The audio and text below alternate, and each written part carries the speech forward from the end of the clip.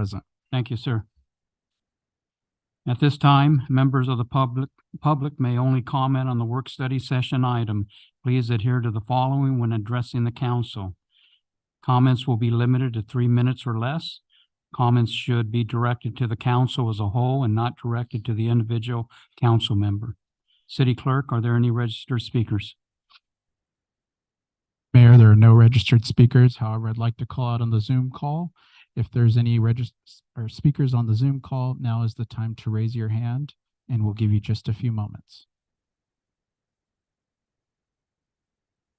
Seeing none, Mayor, there's no registered public comment. Thank you, sir. Okay, we're going to move on to work study. City Clerk, may we have a presentation on the work study session item, please?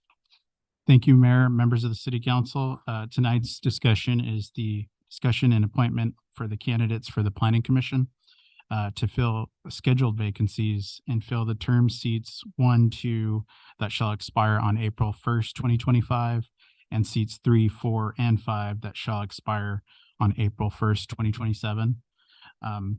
The City Clerk's office did solicit for applications during this period of time while we had the scheduled vacancies, and we have been also advertising throughout the year and received technically 12 applicants.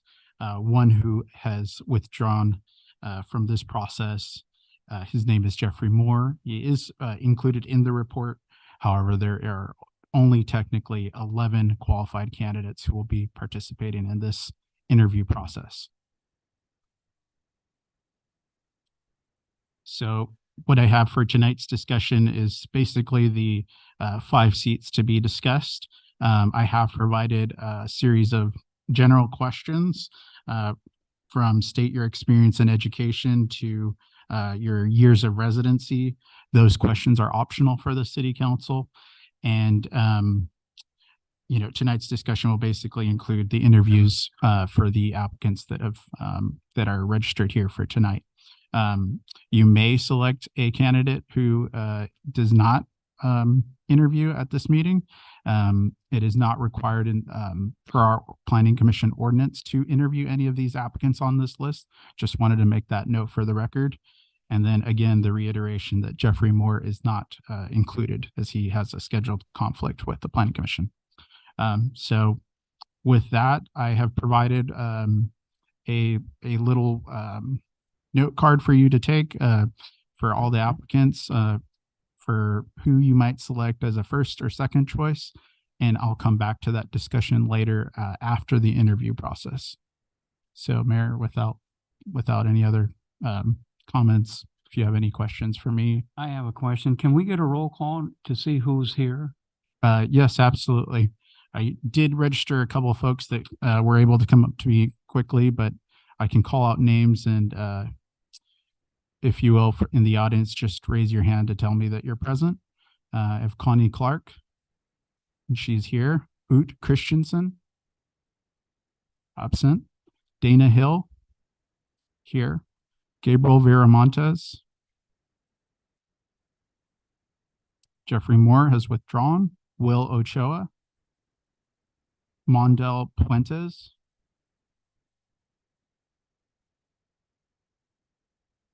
Jacob Beamster. Jesse Felix. Those two are present for the record and on the audio. Emory Pap. And A. Manuel Garcia. Celeste Rta. Now, the ones that aren't here, are they unable then to run for the position since they're absent, or? They are still candidates if you prefer to pick them. As I stated previously, per the ordinance, they're not required for an open interview for the Planning Commission appointment. Okay, thank you. So, thank you for your presentation also. City Council, anyone have anything to say? Or?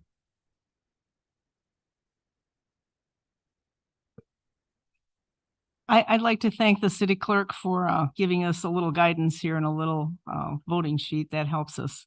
I would like us to interview all candidates tonight and to actually pick the planning commission tonight, so we have one in place. So that's my thoughts. And if we just go down the line, that's perfect for me. We could start with alphabetical as the list states, and per district. Connie Clark. Yeah, Is that okay, let's Mayor? just go down the line. That would make it a lot easier. Is there any other comments from any other? No. Connie Clark?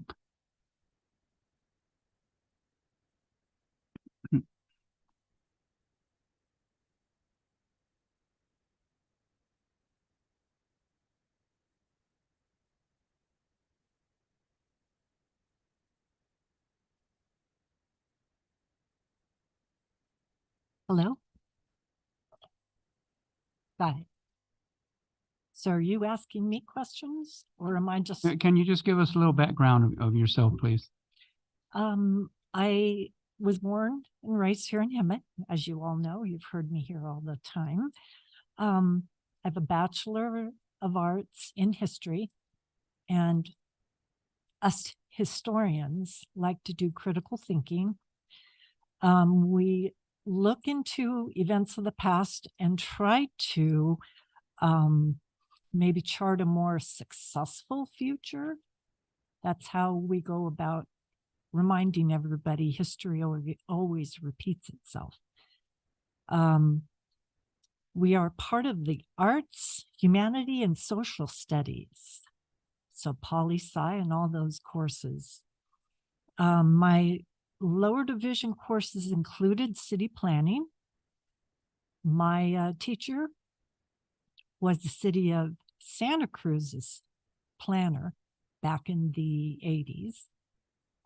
They had not experienced the Loma Prieta earthquake, but they had experienced mudslides up in Felton, Silicon Valley's explosion in population.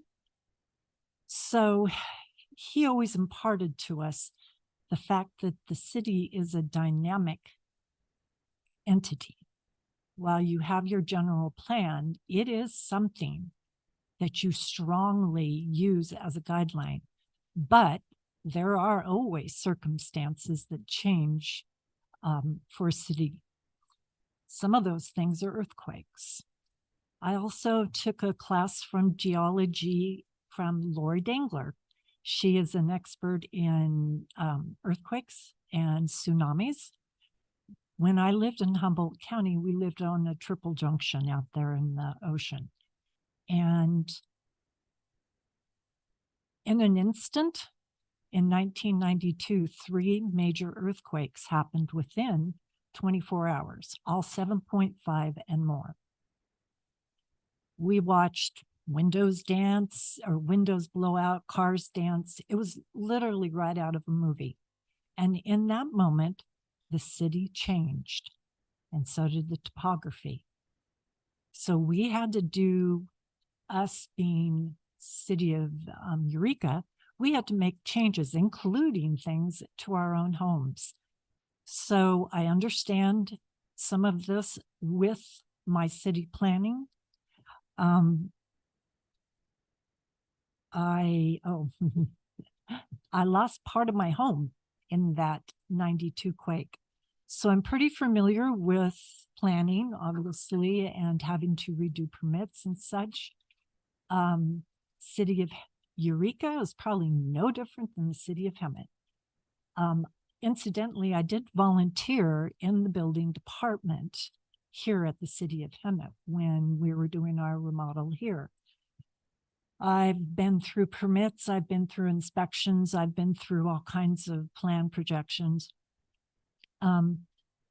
Your building department, when I worked there, was awesome. Sarah was awesome. She knew her stuff, and I was always really amazed at her knowledge and also the inspectors. So I do have a reverence for the city of Hemet. I'm also a former medical administrator. So that means when we merge, you have to go through local, state, federal guidelines. federal qualifications for FQHC. I had a clinic up in Medford that had 99 physicians, 5 satellite offices, and 2 dialysis clinics.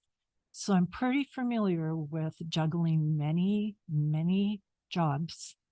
I also had 45 employees that I had to task with running the business office. Incidentally, in Medford, I took a landscaping course through the local community college. And that was an eye-opener also, especially up there in the rocky soil. I'm a 4th generation PEO. So that's a philanthropic educational organization, and we provide scholarships for women. I was a chair recently for the Mount San Jacinto. We provided a scholarship for a lucky, very deserving woman. President chapter several times. State convention, I was part of that. Not only was I a business owner, I had to learn the color theory. So if you want to learn about the color wheel, I can do that. I owned a florist up north. I also was a long-term substitute teacher. So up in Humboldt County, we had logging. We now have marijuana. Now, please do not get that I'm anti-cannabis, but you have to know your P's and Q's with that. We lived there for 30 years. We had our mom and pops, and then we had the cartel. We have co-ops. We had Paul Gallegos, the former district attorney. He retired and then went into private practice, setting up the co-op for cannabis. People thought they were going to make a quick buck. I have family members that grow. I have family members that own part of a co-op there in Arcata. I'm pretty familiar with some of the medical aspects of it. I know the city of Hemet is in its infant stages with that. Planning-wise, we need to protect the city and its residents. We have to remember where drugs-free zones are and the perimeter around that. Those are enhanced spots for illegal drug use. We need to work with the police and the fire because we lost plenty of barns up north because here we are with ranchers that just went and did things. So I understand that. I'm going to stop you right now because we have a lot of other applicants and we're going to have to go through each and every one of them. So is there any questions from the council? Yes. Hi, Ms. Clark, and thank you for your application. I did have a couple questions. So your application was from March of 2022. Is there any updates that you want to let the council know about since you submitted this application? I do work more full-time at a local business. So, but no, my schedule hasn't changed at all. I'm available still. With the planning experience, when was that? Back in the late, well, no, it was around 1983, 84. Okay. Been a while. I understand. But you have a very diverse background, which is great. I know that you have participated in other public meetings with the city of Hemet. Would you have an issue with being impartial on the planning commission? Because, you know, we all have our opinions, but in this role, you have to look at all the facts and make an impartial decision. When I speak here as Connie Clark, the homeowner, it's way different than Connie Clark, president chapter of PEO. I mean, you have to throw all of those things to the side and look at it from an objective. With some of my experience, I think I can do that, quite honestly. Yeah, there are things that are emotional, but you always have to be professional. Okay, and then I have two more questions, and these I'm gonna have for all the applicants, so you know. Um, this is a commitment. Some of these agendas that come through Planning Commission are very lengthy. Um, what I'm looking for is someone that is gonna commit and show up, make sure that we have a quorum, and that is going to read the staff report that staff puts so much time and effort and energy into. This is not something to take lightly. So do you have the bandwidth and the time to spend and make that commitment to this position? First of all, believe it or not, but I like reading the intricate stuff. And I think you've seen that. I have. So yes, I do have the time. I have an empty nest. I have a husband that doesn't require much attention, but enough to, be home. And I'm not going anywhere for the next 10 years. This is my home and this is where my roots are. So yes, on all of those counts. Okay. Yeah. I personally know how much work goes into these, and it's really important that our commissioners read those packets. So that's all the questions I had for you, Ms. Clark. Thank you.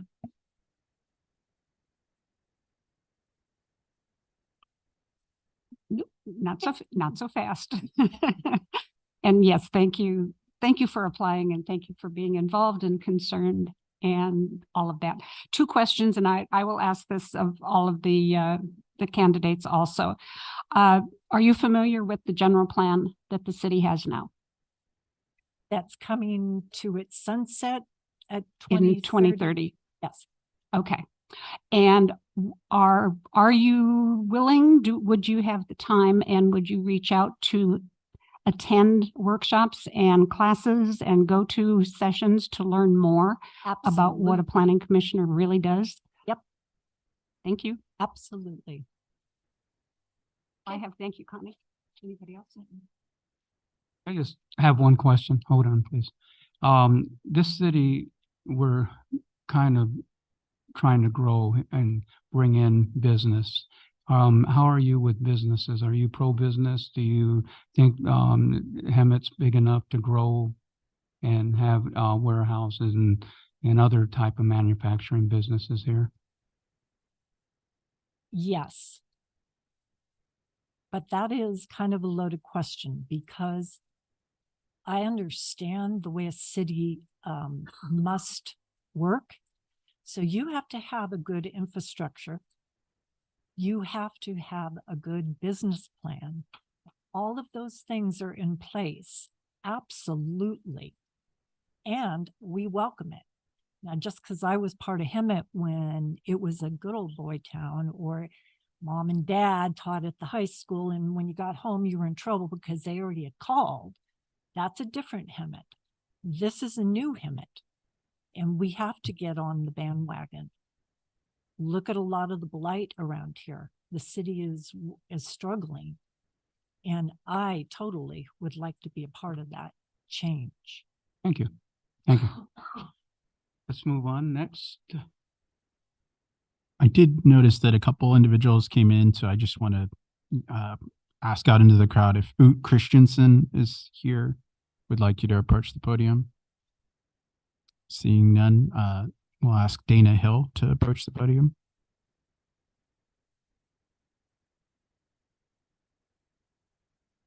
Oh, I'm sorry, I missed that. We'll have Oot Christensen then approach the podium. I thought we were going straight down. Oot, you're up next. Oh, I'm not Christensen. Oh, you're not. Who is? Oh, not here?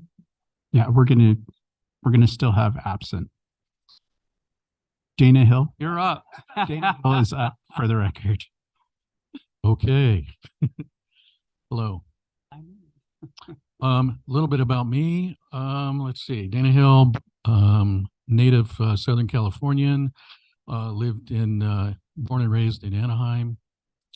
Went to school in Anaheim, went to Cal State Fullerton, lived in Placentia for several years, was on the Placentia Planning Commission until my wife and I moved to Hemet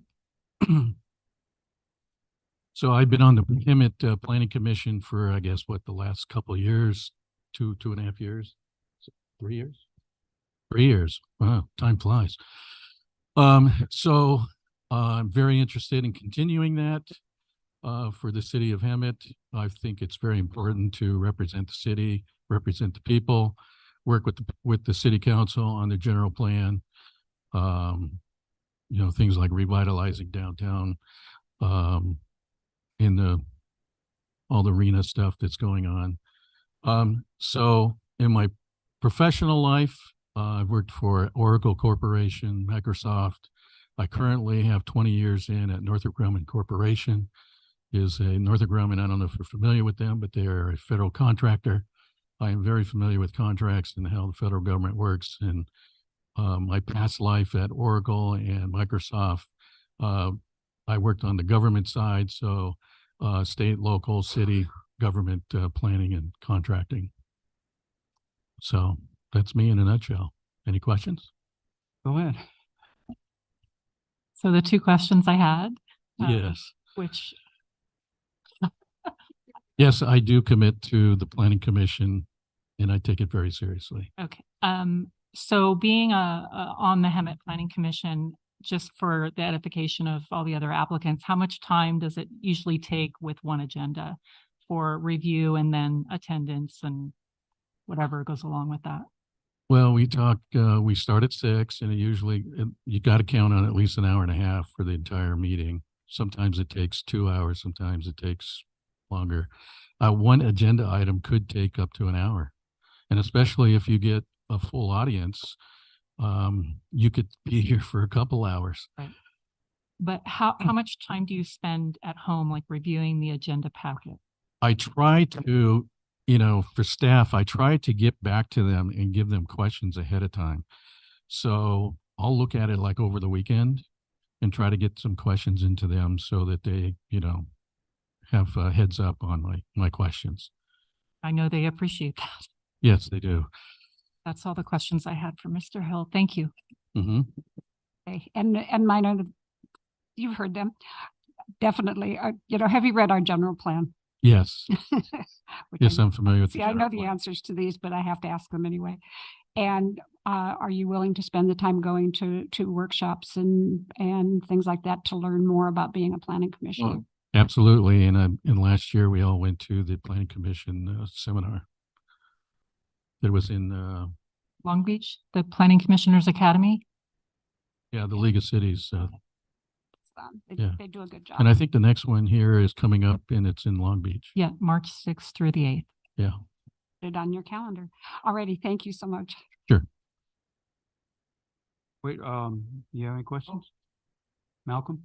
No. What about growth in business? Are you pro-business and growing this city? Absolutely. It's very important. I know we talked about bringing tech in at one point, and I still believe that that's probably a worthwhile aspect to look into. Now, I know we've been working on this realignment for a while, for the 79 realignment. Are you pro or con on that? On the 79 realignment? Yeah. I don't know. I think I need to know more information. I'm sorry? I think I need to know more information. Okay. All right, that's all I have. Anyone else? Malcolm? No. Thank you, Dana. You're welcome. We're going to go to Gabriel Viramontes.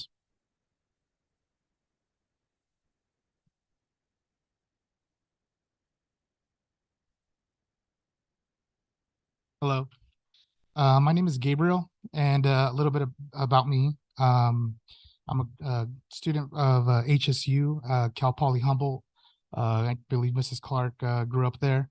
I got my geology degree and a minor in GIS. There, we did a lot of community engagement, a lot of community outreach, and a lot of mapping. I gained a lot of knowledge when it came to mapping rural areas, as well as being able to like give, I'm sorry, I'm a little nervous.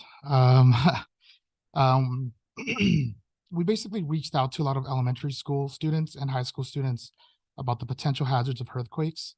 And the program that we were designed to do was basically get them ready, preparedness. That's the only thing that we can do against earthquakes and things like that. I basically was a student my entire life. I lived in Hemet for about 1.5 years now. I was able to buy a house here, District 2 in Jackie's district, about 1.5 years ago. I signed a 30-year mortgage, so I'm here to stay. Yeah. I do want to take pride in my community, and I do believe that, you know, filling in a position like this, local government definitely has a lot of weight when it comes to that. You know, you're basically designing the future, especially when it comes to planning. Experience, I'm not as experienced as Dana here, but this will be my first official board meeting. However, I do have a lot of experience when it comes to like team building. When it comes to geology, you work in teams and you basically collaborate and you're like, oh, well, this isn't right. Oh, well, this is right. So you kind of have to know how to, like, you know, kind of look at projects from all the angles and go in without any bias, because if you think you're right, you're probably wrong. Right now in my current position, I am the general manager of Valley Hot Spring Spas. That is a backyard design and planning out of Marietta. There, I kind of take a community-centric approach where I deal with a lot of like contractors, local contractors, kind of get them everybody working in sync. If you guys have ever worked with contractors before, you know that is not easy. I'm sure during COVID, you guys spent 1.5 years to build your pool. That doesn't happen with us here. But yeah, so with that, what I basically do is I set a clear guidelines to my clients, as well as my employees, and, you know, just kind of give them restrictions and this is how it goes and things like that. But yeah, 30-year mortgage, I'm here to stay. So I'm excited. I live in a great little community, Woodcrest, right on the border of San Jacinto and Hemet there. Yeah, there's no houses for sale in that community, so I'm stoked. Everybody looks like they're there to stay. Again, I want to thank you for applying. So I was going to ask this question, but your experience answered it, but I'm going to ask it anyways. Do you have any experience reading plans? Sure. Reading plans? Yes. Yeah, 100%. I actually designed the plans. I know how to read a blueprint, things like that. Yeah, different programs that we use. Yeah, it's fun to look at. It's like a Lego set. Okay. What did you do to prepare for this interview? Have you attended any planning commission meetings? Have you watched any, kind of surf the planning website? Can you tell me what you did to prepare for this interview? Sure. So when I put in my application, I believe that the planning commissions, a lot of them got canceled. So I couldn't really go to any. Since I had just moved in here, yeah, no, I other than like reading the general plan, I believe general plan 2030, and reading a couple of different agendas on Hemet City or Hemet.gov. But other than that, no, you know, I really do like government. It's pretty fun. When you look at all the, yeah, you actually make a change. It's pretty awesome. And then the same question, I mean, this is a big commitment with the attendance and review. Do you have any issues with that? No, since I'm the general manager, I can basically just put somebody else in charge. I can leave whenever. I don't have any kids, so I don't really have any other responsibilities other than pay a mortgage and pay my bills, but that's always taken care of already, so we're good. Yes. Yeah, but no, I do have a lot of time on my hands, and I do like to kind of, you know, be thorough with things that I do. When it comes to, you know, research, it's not just, oh, go buy this thing. It's no, what's around there that's kind of like that thing. So yeah, a lot of research goes into a lot of things that I do. And can you explain to me what you believe the planning commissioner's role is? I believe the planning commissioner, if I had to say, I would say, okay, there's a building that wants to get put in this place. You have this much money. Are you going to approve it or not? You have to go by these laws, go by this kind of parameters, these kinds of permits. Yeah. Is that kind of on the dot? No, a little bit. Yeah. What's both. Yeah. I'll take it. Okay. That's all the questions I had. Thank you so much. Okay. Okay. You mentioned the general plan. Have you read the general plan? I read a little bit of it. Yeah. I think it's like 100 and some pages. A few more than that. Yeah. That's a Yeah. good So start. I did kind of read it a little bit. And also, taking classes and learning about the obligations and the legal responsibilities of being a planning commissioner. You're prepared to put in time to learn that so you don't get the city sued? Yo, yeah, definitely. Yeah, definitely don't want to get the city sued. Yeah, that's basically what it comes down to. Yeah, no, we definitely everybody who I've ever worked for said I have a great student mentality. I'm ready to learn. I like to learn new things. Especially when it comes down to like behind the scenes. It's not as easy as putting up a building. It's like, no, you gotta make sure things don't get sued, people don't get sued, make sure people are on time and things like that. So based on that, are you familiar with zoning and? Yeah. Okay. Yeah, definitely. Commercial zoning, like restaurants, housing, things like that, for sure. Okay. Yep. Thank you. I have one question. Your application said you had planning and development for various work events. Can you expand on what type of work events those were? Sure. So it was more like the community outreach events. I'm sure Miss Clark is familiar with it, but the Arcata National Museum, Arcata National Museum, Natural History Museum. We put on an event there.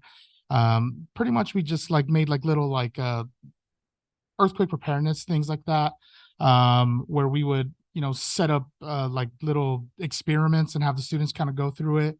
I also set up for this job currently. I plan the entire floor plan. We do the LA County Fair every year, and we sell barbecue islands and hot tubs there. So I basically get all my contractors, hey, we got to drop off this here. We got to put electrical here. We got to do water here. We got to, make sure the 220 is here, things like that. So really just like not like in a community big thing, it's more small scale, more like micro planning, but yeah, everybody relies on me when it comes to that. Yep. And yes, I'm pro business. For the tax dollars. Enough said. Yeah. I mean, it's a great city to live in. We have Idlewild right here. You see Big Bear every single day. It's a great community, affordable housing. I do believe that even more people are going to be coming in. Riverside's 20 minutes away, 25 minutes away. I bought this house here and I'm very happy with it. And yeah, I'm excited. I'm excited. I'm ready to get my foot in the door with the local government. Malcolm? What's your favorite thing about Hemet? How quiet it is. Where I live, it's quiet. Like my neighbors, I talk to my neighbors. They're great people. They have never bugged me. Nobody has parties. I like how many parks there are. I live by Tockwitz. So right there's a huge dog park where I take my dogs almost every day, in the mornings. And then across, if you take down, I think it's Eaton, there's another huge park. It's in San Jacinto, but I do like how outdoorsy it is. And you can't tell, but I am a hiker, and I do go up to Idlewild. And then I used to have an off-road vehicle, so I used to go through Bee Canyon.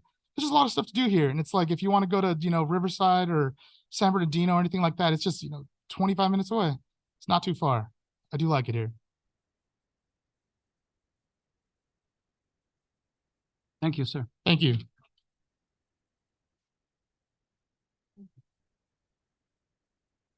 Jacob Beamster.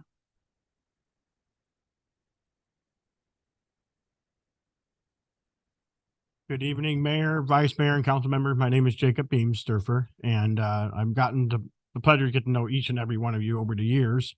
I've lived in the city of Hemet, taking my first steps here. My father's worked for the city of Hemet Police for 20 years and medically retired here. And I currently work since 2007. I've been doing hearing aids, I've been doing hearing tests, and I work in the medical field. And we've been currently former Commissioner Hill and I have been on the Planning Commission for 3 years. And it's been a great experience. It's a forever learning experience. You learn something new every time you grab a piece of paper and read. And with the California League of Cities, I never can say it right, it's a tongue twister. Just this year alone, they said when we went, there's thousands of new rules just in California, just under housing, just under planning. So it's something that's forever growing. It's something that will never entirely wrap our hands around with the new laws that are always changing. But I would be honored to be a part of the Planning Commission, and I'm here for any questions you may have. I'm business friendly. I think the city needs to get rid of that stigma of being anti-business, because there's a lot of businesses that reach out and the city just doesn't reach back. And so I get a lot of the emails, I get a lot of phone calls. Being on the seat, they ask what's going on, why are they not reaching back? We get the paperwork or the emails every Thursday, sometimes Friday. So, I do best I can and spend at least 3 to 4 hours, if not more. It just depends on what the documentations are. Read it over and get ready for that Tuesday meeting. And I'm here for any questions you may have. I know, same. One quick question while they're thinking of what they're gonna ask. Sure. You were on the planning commission, or you've been on it. What's like the number one problem? Because you say you get emails from different builders or whatever, they're people that are trying to build here. What's the number one problem that you have been aware of by certain builders or whatever that they complain about? What do they usually complain about? Because I know that building here in Hemet, everyone says we're the red tape city of the valley, and that San Jacinto is the red carpet city of the valley. And we're trying to fix that. We want business to come here. We want to be friendly to business. But I know you've heard some negative things. Well, one of the biggest problems is the time process of getting the paperwork sent, getting the city to follow up, getting code enforcement, the plans, all this involved. And communication is a big problem between a lot of the business owners, developers, and the city. And, it's just the speed of time to try to get these processes going and pass is frustrating. I can't give too much information, but I know Celeste Rta is one that's been waiting and waiting, and I'm happy to see things are coming through slowly, but it's the process and the time to get there seems to be the biggest elephant in the room. It's the communication and the timing. Thank you. Anyone else? I guess they don't like you. I'm only kidding. I know, Jackie. Stop that. No. Jesse Felix. Oh, Jesse Felix.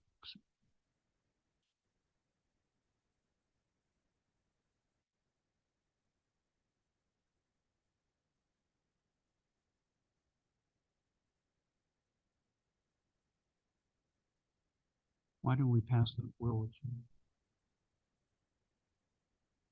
Hello, good evening. Hi, how are you?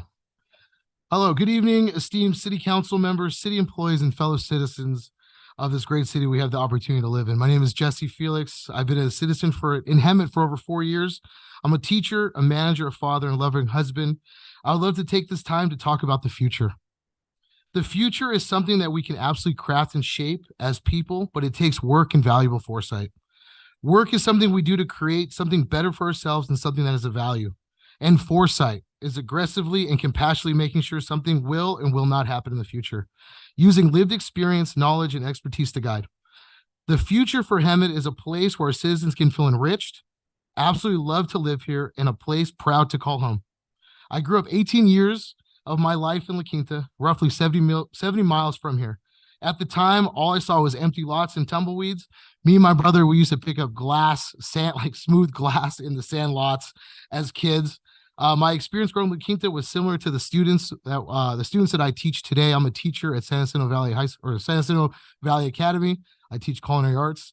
And a lot of my students say, and even myself growing up in La Quinta in a small city similar to Hemet, growing up 18 years ago, or over 18 years ago, why would someone want to live here? A lot of my students say, why would I want to live here? Why do I want to stay here? And they would say disparaging words to our great city. And I would tell them all the time, this is an amazing city to live in. In the 18 short years, I saw La Quinta change from a hot, small city in the Coachella Valley to a place where tourists, snowbirds, young families, and even the Kardashians come every year to spend time and money, buy homes, and have art festivals. What I'm trying to say is that leadership La Quinta had broader dreams for the city than just snowbirds. They had dreams of people calling La Quinta home. With that being said, they had the foresight to know they needed to build a community that people will be proud to stay for years. I envision Hemet to have an explosion of growth in the next 18 years, where people will look online and hope there will be houses for sale, where crime and poverty will decrease dramatically due to high-paying jobs, and where more businesses coming into town. where people will vacation here and will take the advantage of our unique climate and proximity to Idlewild. I can see a future where Hemet is known for the best living in Southern California, small town appeal with big town amenities.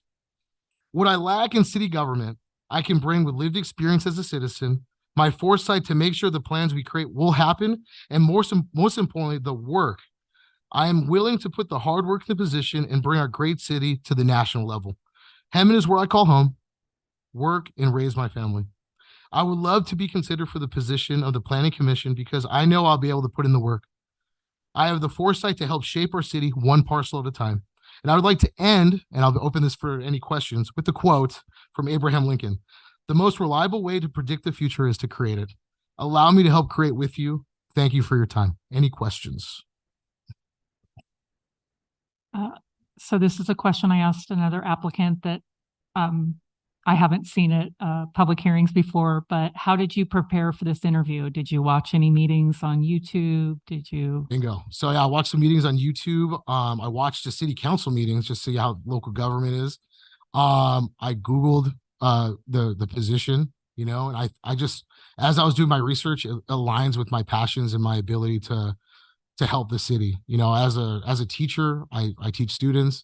I give of myself every day. And I think as this planning commission and even just in government, I love to give more of myself to the city and be able to provide a future for my kids and a playground, a place they can thrive. And hopefully one day, they can stay close to me and my wife so they don't have to leave anywhere. They can just stay with me in a house in Hemet, not at my house, but in Hemet. Yeah. So, yeah. With the meeting that you watched, or if you watched multiple, what was one thing that stuck out regarding the planning commission meeting? What I love is the organization of people. I love that, like even this right here, it seems pretty, the gravity of it, the business of it, the seriousness of it. That's what gravitates me to even government work is that, there's 100-something pages in the plan, in the 2030, hundreds of pages in that plan there. And that's very serious. That's very serious work, and the gravity is very serious. The position you guys have hold and are elected to is very serious. And so I can see myself doing that serious work for the city. I think that's all the questions I had. Anyone else? In your application, you said that you have some unique skill sets. You mentioned a couple, but do you want to go through them? I think I'm an expert planner. I organize a lot. I'm a very great organizer. I work incredibly fast. So I feel like that's a skill set that's very unique. I'm a teacher. I've been on advisory boards for the Riverside County CT career technical education. I'm actually I'm the director of my program, so I have a lot of responsibilities, but I'm also to be able to juggle people, responsibilities. I can wear a ton of different hats, and I've done that my entire career. And so I think one of my greatest skill set is working with people and achieving a common outcome. I like to say, trying to get to yes. How can we get to yes? If we can't get to yes, then we got to figure it out. But just like in any meeting, there's going to be some strife. There's going to be some disagreements. We just have to get to yes. Like, hey, are we going to table this for later? Are we going to push through and fix it? This gentleman here was talking about some delays. I think if I was to be on the commission with the other people on the board there, I think my expertise of working pretty quickly, hopefully we can push things faster for the city to generate more revenue, to be able to bring more businesses into the city and to ultimately tax and make more money for the city. You're welcome. Just one question. I'm not sure whether it's going to be for you or for the city clerk. But on your application, you say you're a city resident, and on our paperwork, it says sphere of influence. So which one is it? City resident or sphere of influence? I have both. Sphere of influence. Okay, so you don't live in the city. No, I live in Hemet. You live in the county. Five. I live in digits? Val Vista. Okay, Is that Hemet? but it's okay. Is that all right? It's sphere of influence, but it's county. Okay, sphere of influence. I'm so sorry about Secondary. that. I'm sorry. A lot I of- love living in Val Vista. A lot Who's of people don't know where they All live. right, That's why we have 4 applicants Oh, left. so We're sorry. at 6:15, so 5 minutes per applicant. Get it 20 minutes so we can do our voting afterwards. Thank you, sir. We're going to move to Will Ooa.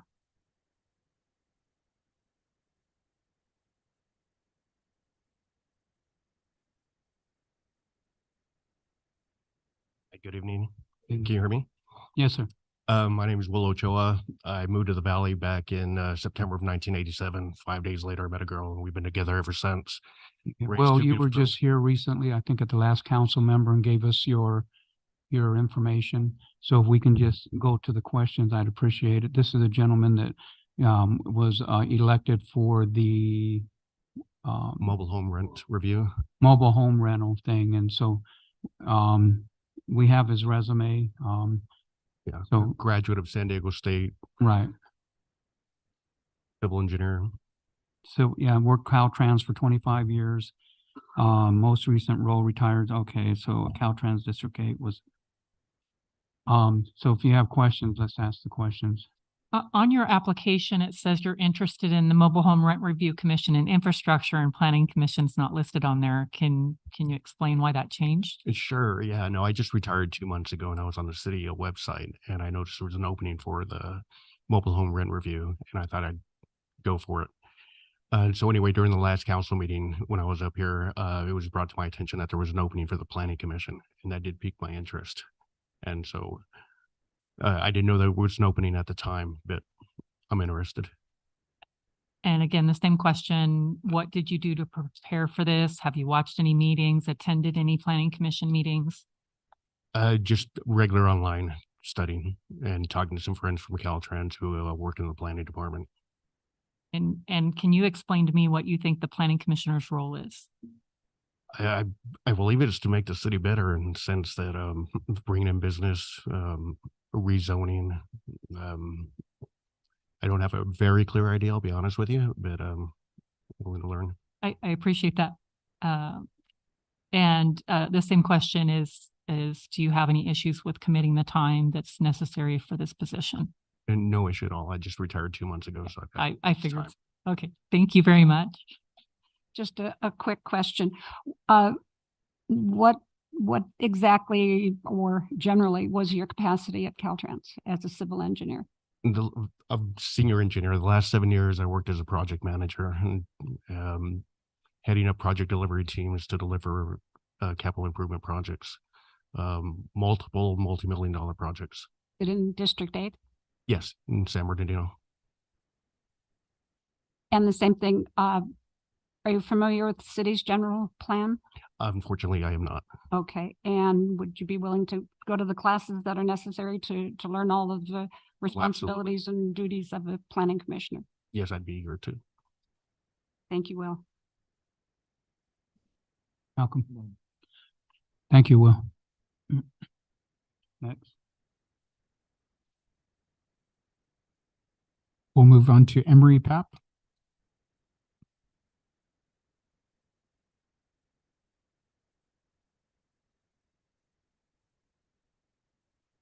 Thank you for this opportunity, council members and members of the public. Thank you for coming out today.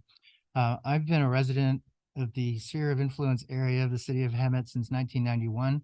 I currently reside at 27320 Big Springs Ranch Road, which if that area were to be annexed into the city in the near future, I would believe I would be in Ms. Krupa's district. I've owned 3 homes in the city of Hemet, starting in 1991 when I was employed with Eastern Municipal Water District. I worked there for 10 years as a facilities planner. So I'm very intimately familiar with water conveyance facilities, wastewater reclamation facilities, reclaimed water facilities, and the environmental processes involved in disposing of those used materials.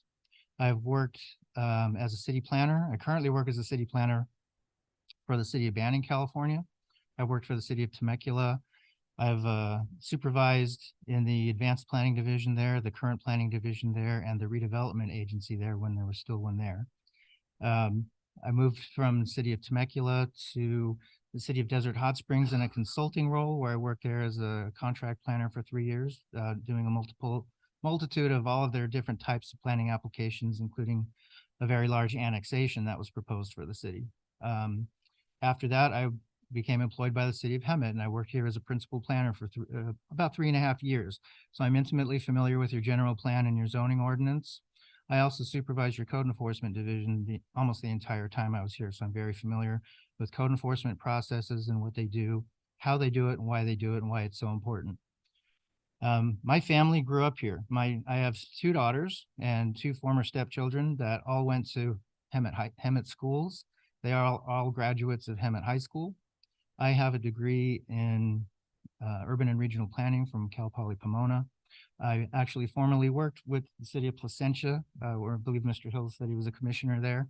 That was my first job while I was a student at Cal Poly Pomona. I interned there for 2.5 years.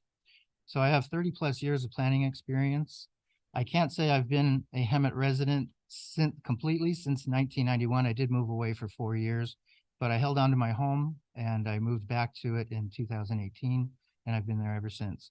It would be my pleasure to serve on your commission. I believe I have the background and experience to make excellent decisions for the city of Hemet. Thank you, sir. Any questions? Thank you, Mr. Pap. Do you have any issues with committing the time that's necessary for this planning commission role? None whatsoever.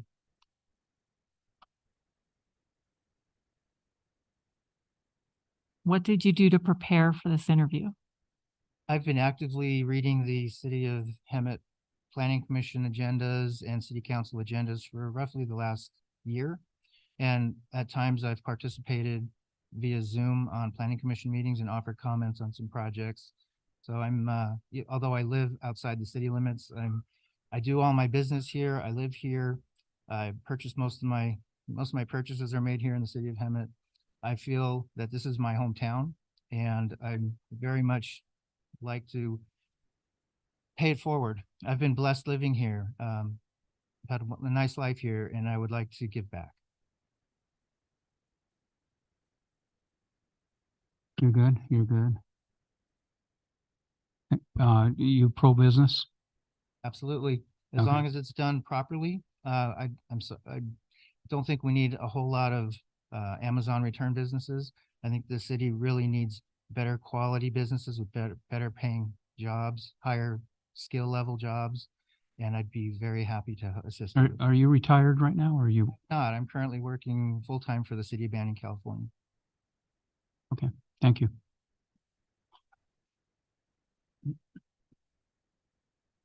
Manuel Garcia.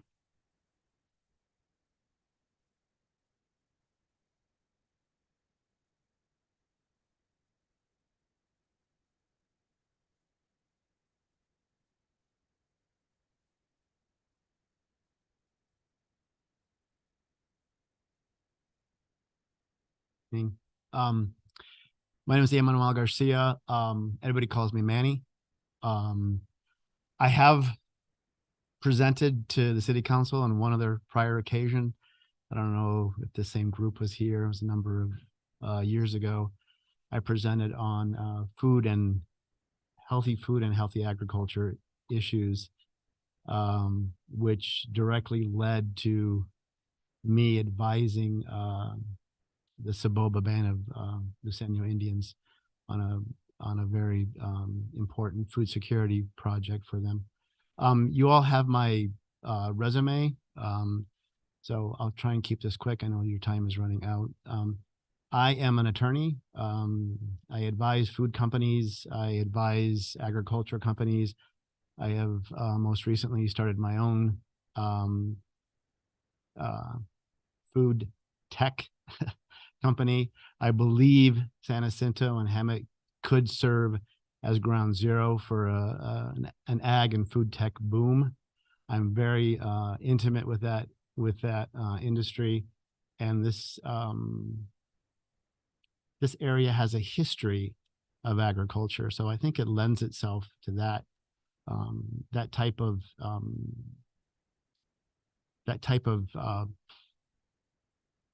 industry that would bring higher quality jobs, I guess I would say. I am accustomed to advising on very complex legal issues. That's my role. My career has been spent being a general counsel. And so and most recently, as I mentioned, it was with the Saboba Band. I also advised the Santa Isabel Band over in Santa Isabel. I had my own organic produce farm up in Anza for a number of years. and I advise a healthy food product company, and it is based in Idlewild. That's sort of the nature of the work that I do. I am an independent legal advisor. My family has 2 homes in Val Vista. We moved out here in 1989. I have not lived out here that entire time. I recently moved back here to this area in 2017. I've been here ever since. And I have a 9-year-old daughter who calls this area, half of her life she grows up here, half of her life she grows up with her mother. But she is growing up here. She loves it here. We love it here. And I would very much enjoy advising this body at finding a better path for this valley as it moves forward, because the issues that this area are dealing with are not easy. I don't pretend to have answers to all the questions, and I don't think anybody in here has all the answers, although Mr. Pap seems like he would be a very solid contribution towards that. He seems to have the experience that you guys are looking for. But you have my resume. I'm happy to take any questions. Okay, good. Questions? What did you do to prepare for this interview? Research, but I'm a lawyer. By no stretch of the imagination have I done enough research that would be required for this type of position. So. And can you explain to me what you think a planning commissioner's role is? Guidance.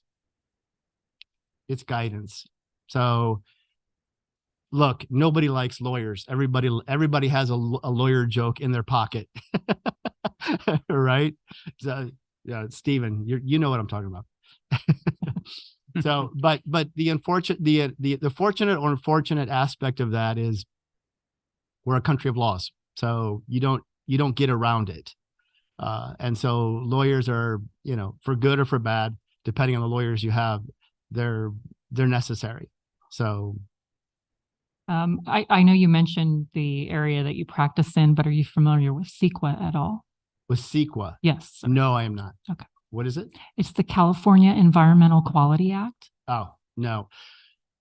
Part of my advisory role I can't get into detail about it, but part of my advisory role with Saboba was diving into all sorts of issues related to what can happen on reservation land. And so there were a whole very broad set of legal issues that they continue to deal with respect to their economic development.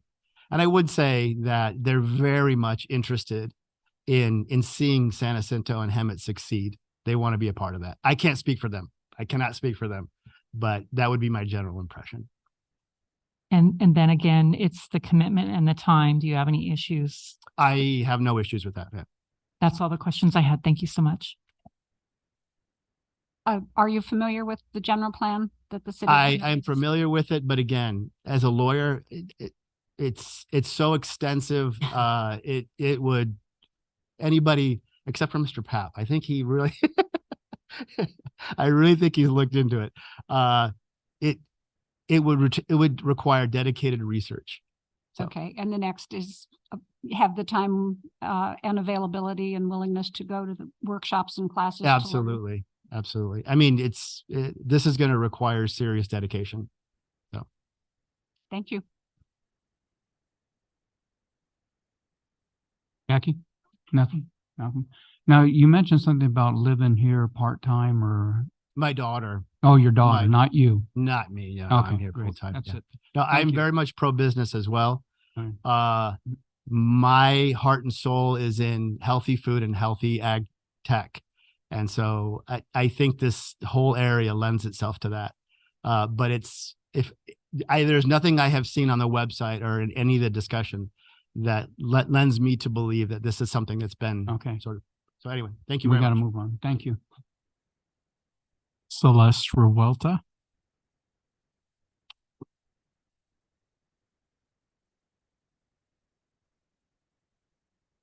Hi, good evening. I'm Celeste Rta. I moved to Hemet, sphere of influence down on Gibble in 2022. 22? Yeah, that's when my baby was born then. So I've been here since then, and just in the last couple years, I've seen a lot of growth, and I just know the city's it's just gonna develop even more. I think a lot of people are coming in, and we just have to plan for all the new people and all the businesses, and there's a lot of potential. So just, planning with that stuff. And then I'm in real estate. So I work with people all the time. Before I got my license, I was working for property management for mobile home parks. So there I grew. I went from the receptionist all the way to like the executive assistant there. So I'm familiar with the WMA laws and HCD and how they work, and inspectors and project management with like moving the homes in, and just going through the cities, all the permits, the highways, everything that goes into moving in a mobile home. So I think that would be kind of like the city planning thing. You have to figure out what permits need to be pulled, all that stuff. Let's see. Any questions? How did you prepare for this interview? I did watch a few YouTube videos, and then I just read on the website. Like I've been going on the website just to get familiarized with the city, and then I have been to another interview for the library a few months ago. I did not get chosen, but it's okay. I'm still trying. I want to be a part of the city. I love the city so far, and my kids are here. I want to be here for a while. So we bought a nice piece of land down on Gibble. I love the area. So when you watched some of those planning commission meetings, was there anything that stuck out to you, or any type of issue that was brought up regarding a project? They were there for hours. Like they said, you can't go past 12 midnight. I'm like, wow, people are there for hours. Do you have an issue with committing the amount of time that would be necessary to fulfill this role?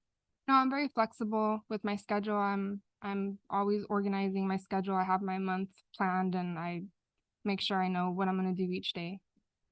Okay, and I think that's all the questions I had. Thank you so much. Thank you.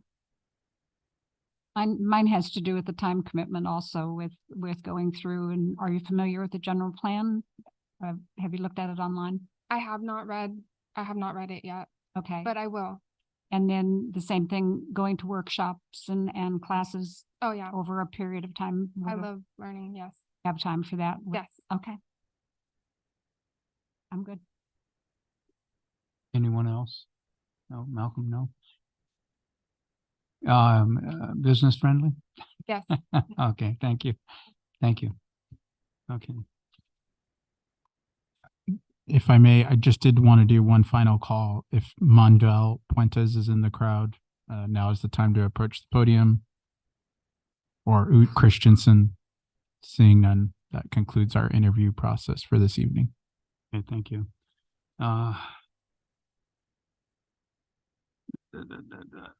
This is what I asked for a motion.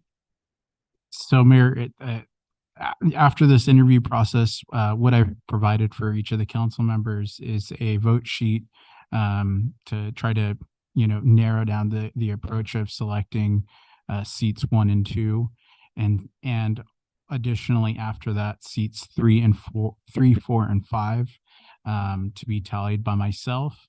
The reason for this is seats 1 and 2 do have a different term in comparison with the not in comparison. They have a different term from seats 3, 4, and 5. And so I've set up the vote choices for each of the council members to select their first and second option for their highest ranked person this evening. And then again for their first, second, and third highest ranked person for seats 3, 4, and 5. That's one approach. There's other alternatives to how you can make a selection this evening, including selecting one individual per each council district. This is just an option that I provided to make the process a little bit easier. So.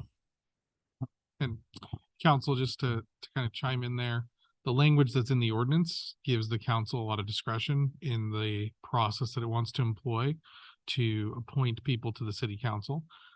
Any member of the council can nominate any qualified person.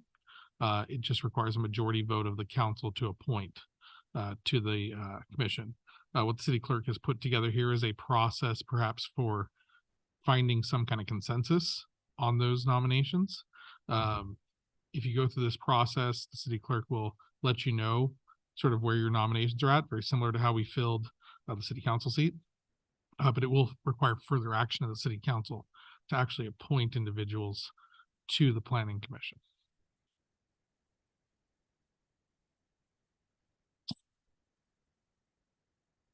So we have one selection per choice. So just one first choice, one second choice.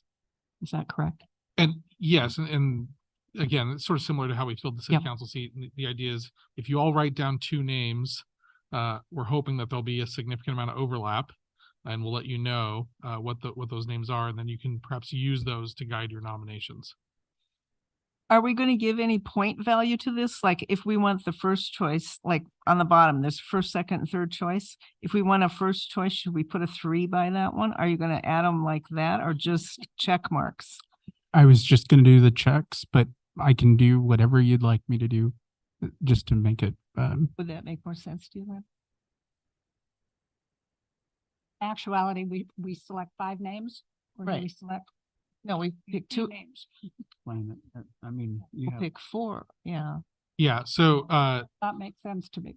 check marks are what was contemplated with this form. You can insert math into this process. The council has done that before with Measure U nominations. To a. There was a lot of math involved. It was challenging for the council to understand exactly how we ended up with the list of names we ended up with. So we tried to simplify it to go with the check mark. But again, the council can decide how it wants to do it. And I think if you just do the check marks, and maybe you'll get a list of names that have the most nominations from the council, you can then decide whether you want to start making nominations to the planning commission. Okay. Do you want to pass it over?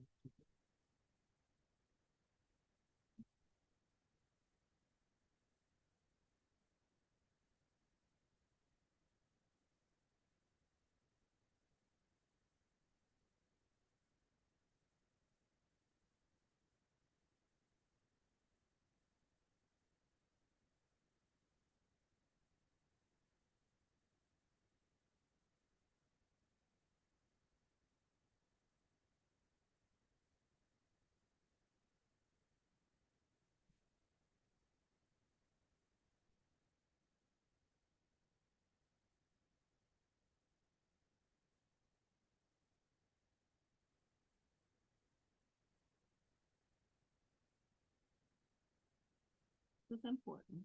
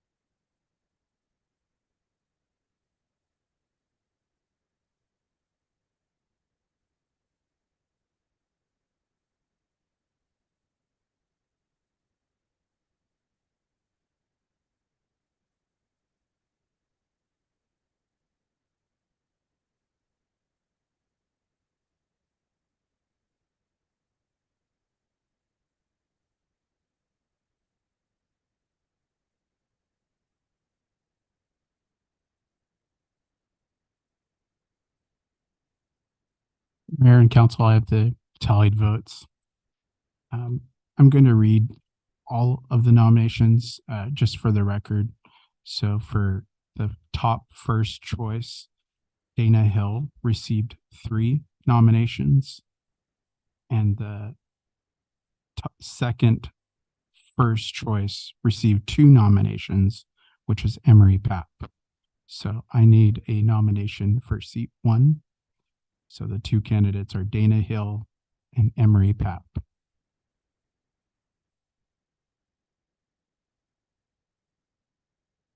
This specific term will expire on April 1st, 2025, and it will fill seat 1. Those term dates are solid. So once that term limit ends, if you guys don't appoint a successor, they're out, just to be clear. Thank you. You're welcome.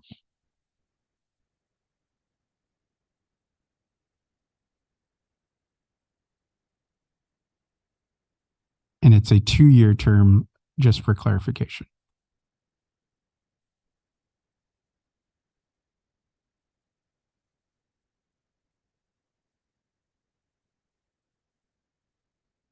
Would you like me to read the second choice, or would you like to make a nomination for that seat? I'll make a motion to nominate Dana Hill for the for seat 1 for the next 2 years after. Okay. Up to April 2025. I've taken note of that, and I'll move on to the second choice. The top second choice was Gabriel Viramontes with 2 nominations. The other top choices were Dana Hill, Will Ooa, and Jacob Beamster. So again, the top choice was Gabriel Viramontes with 2 nominations.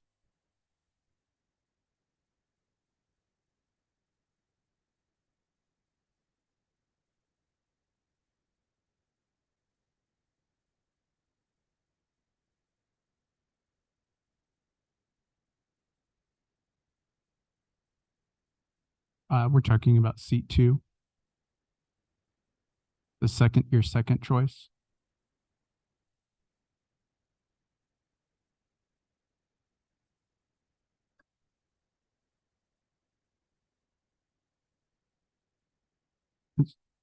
So just for clarification, there's still Emory Pap as a nomination who received 2 votes for your first choice.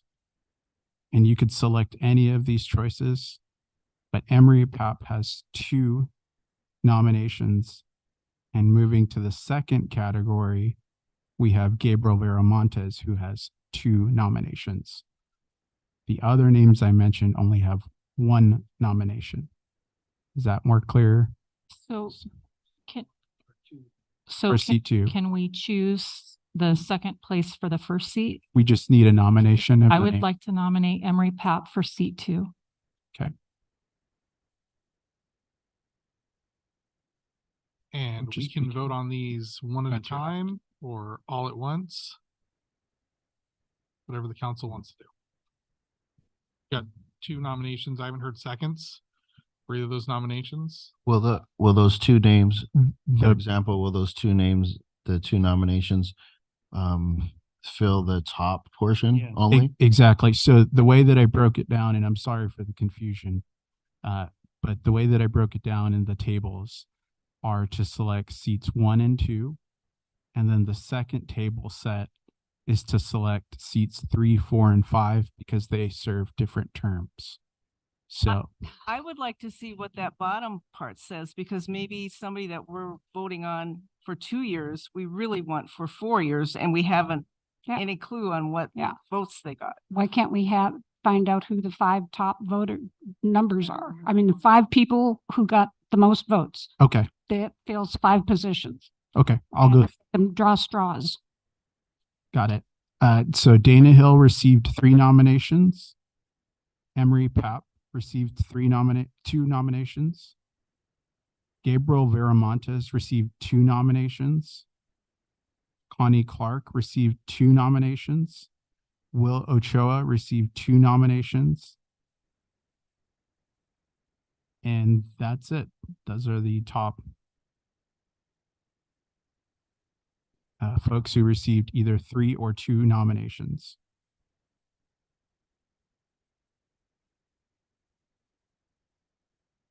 That was for the top.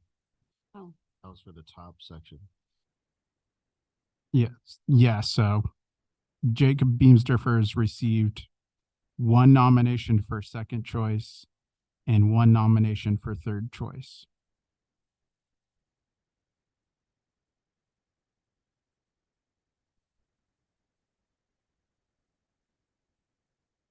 Mayor, could we perhaps get a 5-minute recess? Yeah. Thanks.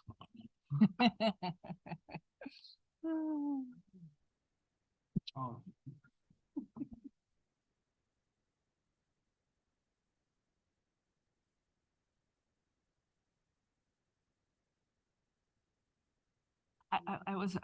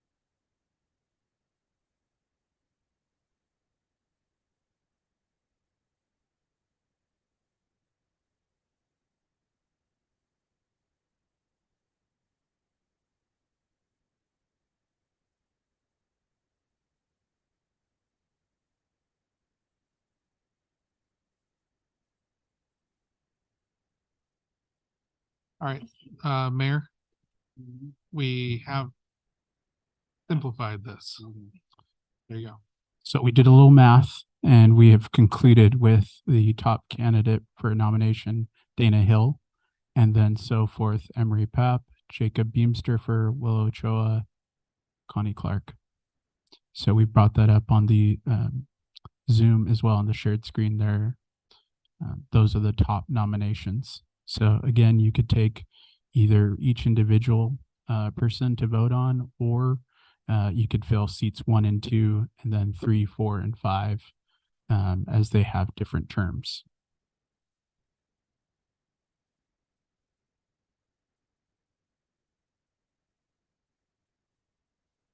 City Clerk, real quick, when does 3, 4, and 5 start? Yeah, immediately. And 1 and 2 starts when? In 2025? Immediately, all seats. They just have different expirations for their term. Okay, so then I'll make a motion to I want to make the motion to make sure that I want Dana Hill, Jacob, and Emory for 4 years. I'll second. Was it again? That would be for seats 3, 4, and 5. I'll second that. Oh, okay. Council, please cast your votes. And I have a motion to appoint Dana Hill, Jacob Beamster, and Emory to the Planning Commission to serve terms that will expire April 1st, 2027. And specifically for seats 3, 4, and 5. And I'm missing Councilmember Peterson's vote. That motion passes 5-0. Did you get my motion? Okay, I'll make a motion for Will and Connie to serve the other 2, seats 1 and 2. I'll second that.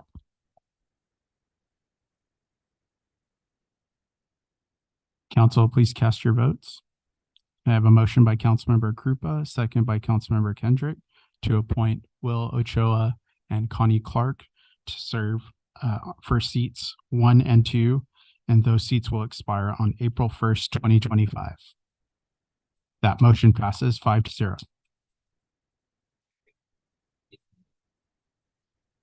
Congratulations to all. I'll get it. I gotta dive over. Could have been a little.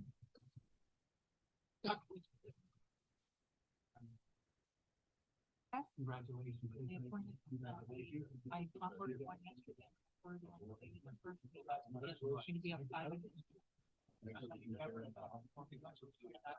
Wow. Good to see you again. Thank you. Thank you. It's been a while. You too. I know. Thank you, Dana. It's been a long time. Thank you, Emory.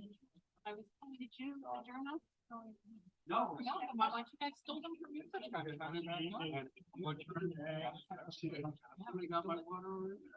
It's all combined now.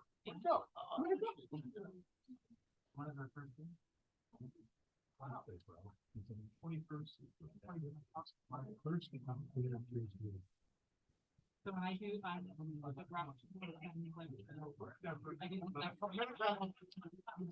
I have city council.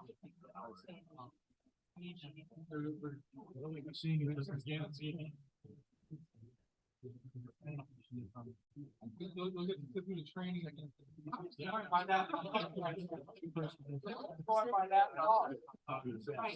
Yeah, and it's long. I'm in an hour. I know, I was out. Congratulations. Thank you. See you on. Thank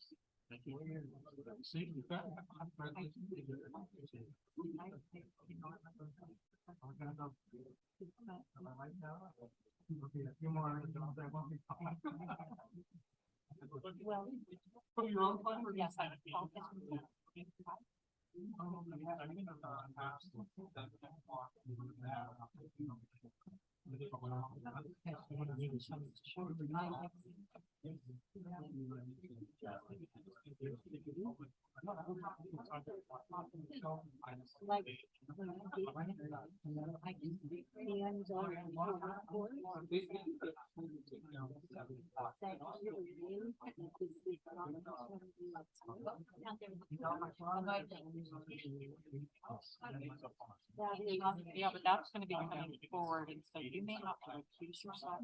Or change the question. Like I kind of put that question over there, but just I'm trying to. I understood. Protect you.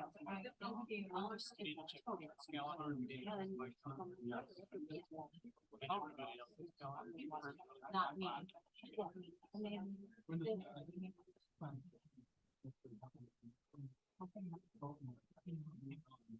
Right, I know. I mean, it was nice, like some of your neighbors were like, I didn't go, like, this is all.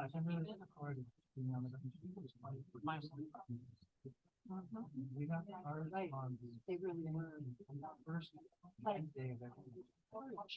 So we can conflict there. And then the suggestion was for the second and fourth.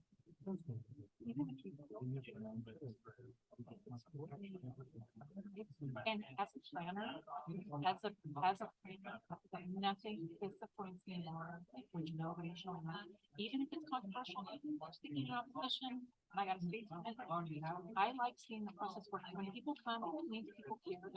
And I'm like, this is the biggest convention. I'm like, I'm Glenn. I live right down the street from them.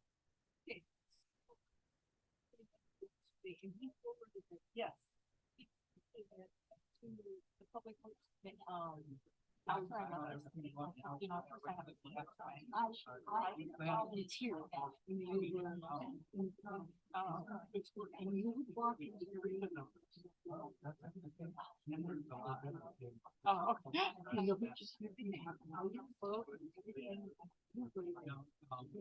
Go out, because I would sit like this. I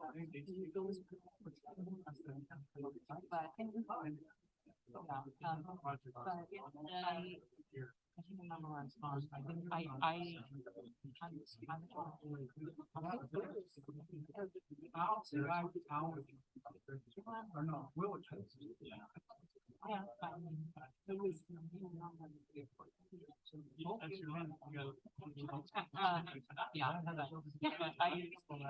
Yes, I know you're gonna read it, and like I said, the plan, I did.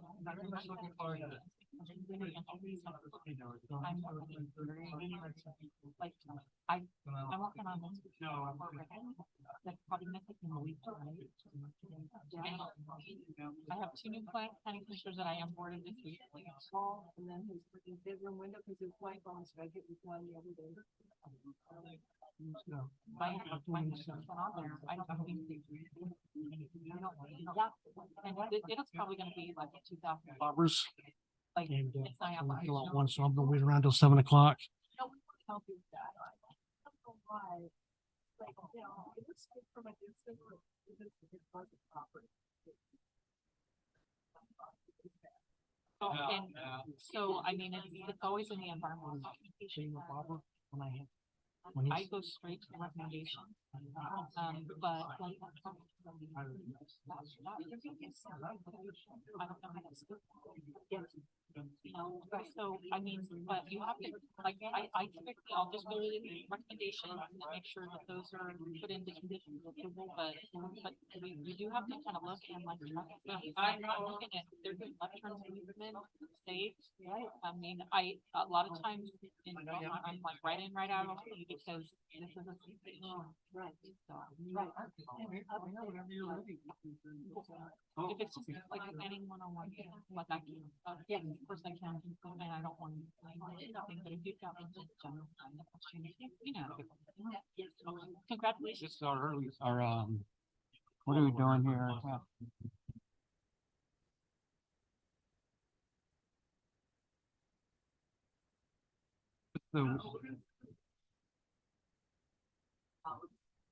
Malcolm? Malcolm?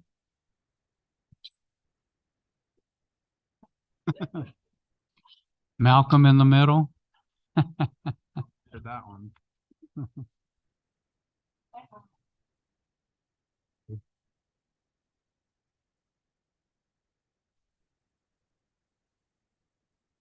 Good evening. I would like to call the November 14, 2023 closed session city council meeting to order.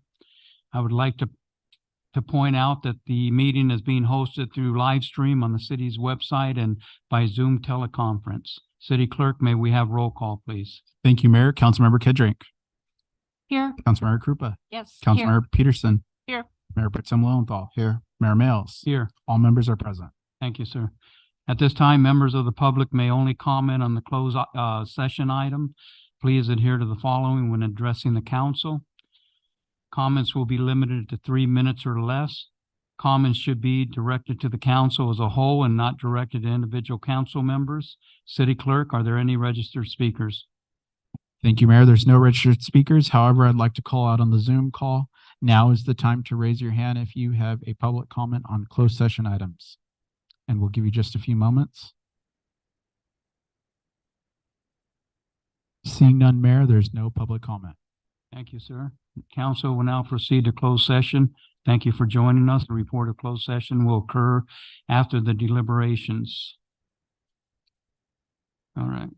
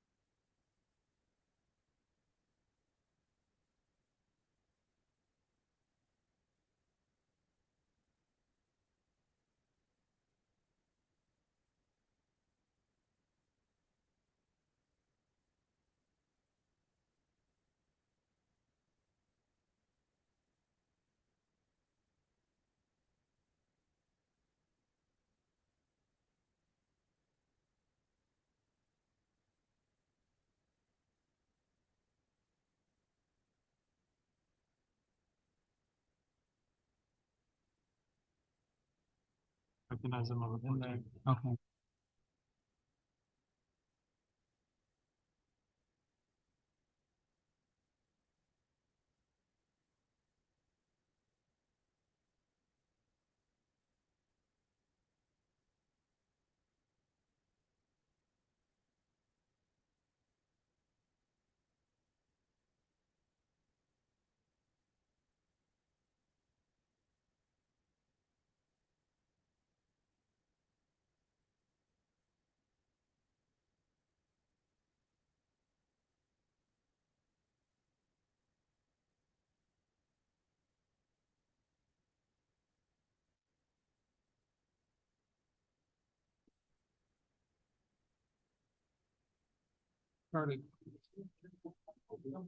She went on and right?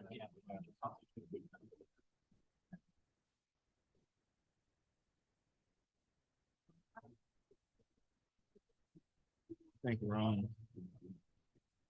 Huh? I know, I gotta get my thing up here. Okay, ready?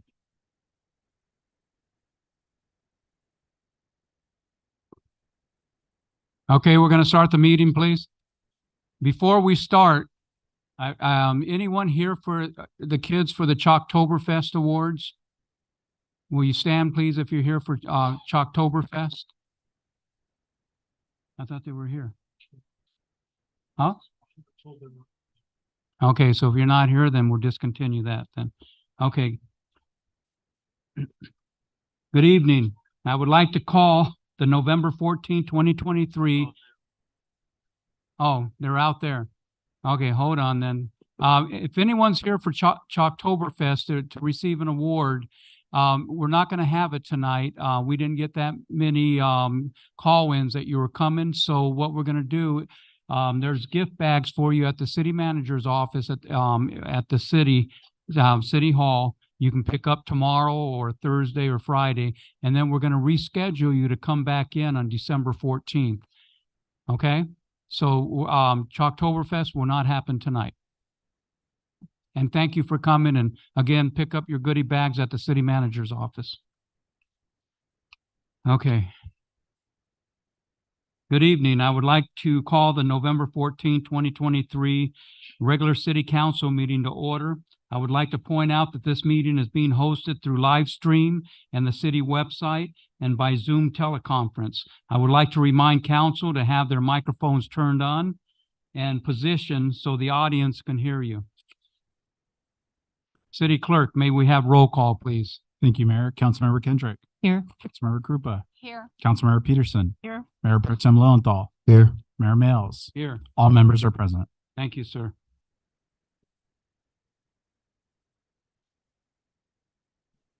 We will start off with the invocation. The invocation will be by Chris Engel of Bible Fellowship Church off of Columbia and Stetson. And after that, we'll have the Pledge of Allegiance. Where are we going to have the Pledge of Allegiance? By Councilmember Peterson. Thank you so much. Would you bow your heads and pray with me? Lord, we want to come to you this evening and we want to thank you, first of all, Lord, for the gift of life. For we recognize that every day that we have on this earth is a gift from you. You have not promised another day. You have told us in your word that our very days are numbered. And so you know the very moment that we will take our first breath and the moment that we will take our last. And so we are grateful for each and every day that you give us.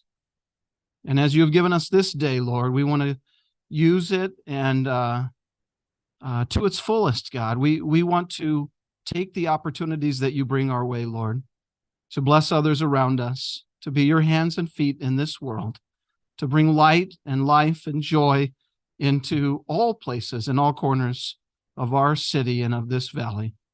And I pray, God, that you would bless this meeting tonight. Would you grant our city council members great wisdom? For we know, God, that you are the source of all wisdom, and that the fear of the Lord is the beginning of wisdom. And so, God, would you grant them wisdom? And we ask for your blessing over our city. Would you bless our city, Lord, with peace, with joy, with righteousness and goodness and all the things that come from you. We have tremendous challenges that seem insurmountable, but we know, God, with your help, that we can accomplish these things. And so we ask for your help. We dedicate this time to you, and we pray all of these things in Jesus' name. Amen. Amen. Thank you, sir. Please join me in the Pledge of Allegiance. Ready, begin. I pledge allegiance to the flag of the United States of America and to the republic for which it stands, one nation, under God, indivisible, with liberty and justice for all.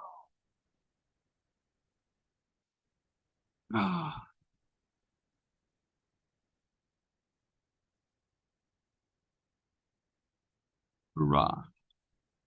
We'll move to the city attorney's report from the closed session. City attorney, can we get a report, please? Thank you, Mayor. Settlement direction was given by consensus on item 10A. That concludes my report, Mayor. Thank you, sir.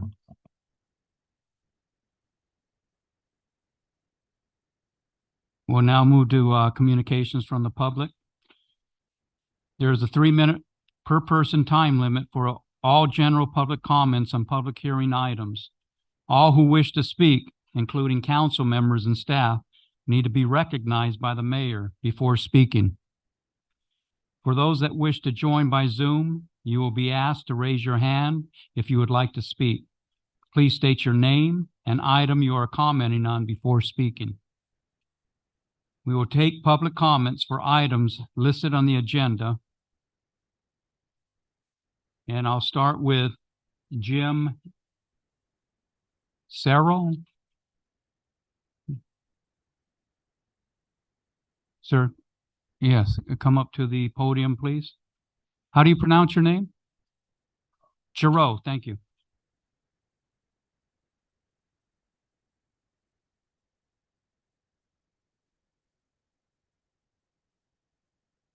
Good evening. Caught me a little off guard there. I would like to talk to you tonight about flag etiquette. The American flag has a long history, and the members of our organization have spent nearly as long defending and honoring our nation's iconic symbol of freedom. Whether you're looking for the historic details of how the U.S. flag came to be, or the rules and regulations that encompass her daily flight, we're here to ensure you can find the information you need.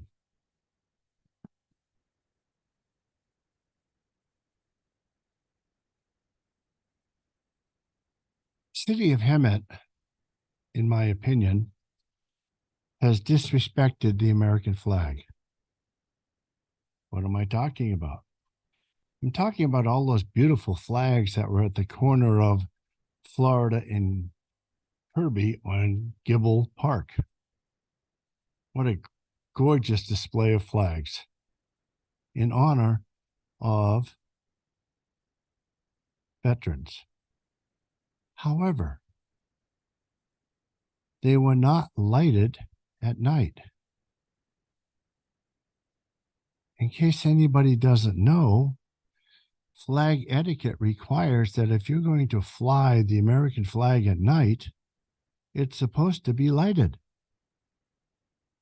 Well, I complained to City Hall, and they made a very feeble effort of putting a stanchion of lights in the North 40 of Gibble Park.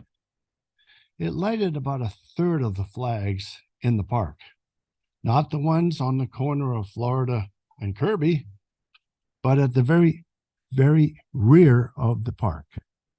In my opinion, that was more disrespectful than not lighting all of the flags at all. Either you do it or you don't. Well, we didn't.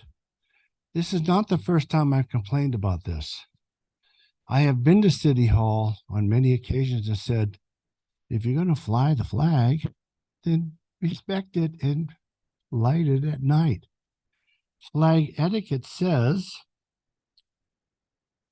per federal flag code, section 2 of paragraph A, It is the universal custom to display the flag only from sunrise to sunset on buildings and on stationary flag staffs in the open. However, when a patriotic effect is desired, the flag may be displayed 24 hours a day if properly illuminated during the hours of darkness. I can't believe that the city of Hemet is telling the citizens of Hemet that it's okay to not illuminate the flag at night. I can't believe it. This is not the first time I've complained about this. I have complained about it a number of times, in person to Linda and in person to City Hall, saying, I like the flags. They're wonderful. They look great. But at night, they're dark.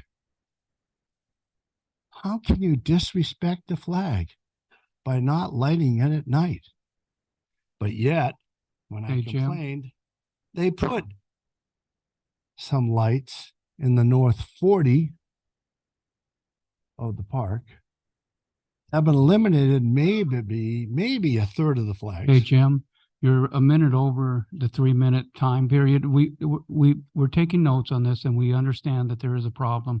We have the Exchange Club that puts the flags out there for the veterans, and we will talk to them and see if, to make sure we get some light out there for them next year. Talk to the veterans? What do you mean? No, the Exchange Club puts these flags out because of Veterans Day and Memorial Day. Okay. 1,776 flags. They do that for the veterans because they want to honor the veterans. So what we'll do is make sure that we talk to them about the lights. If I could just have a moment later. I explained to City Hall that the best way to do this is the way Palm Springs does it, by putting some generators on the sidewalk that illuminate the flags. What we did was put. I know what we did. I saw what we did. You do know what we did. Yeah. Are you happy with that? Sir, I'm not going to comment on that, but your time's up. Thank you. Well, okay, but I mean, what you telling me you're happy with that would make me very happy. Yeah, I understand where you're coming from. Thank you.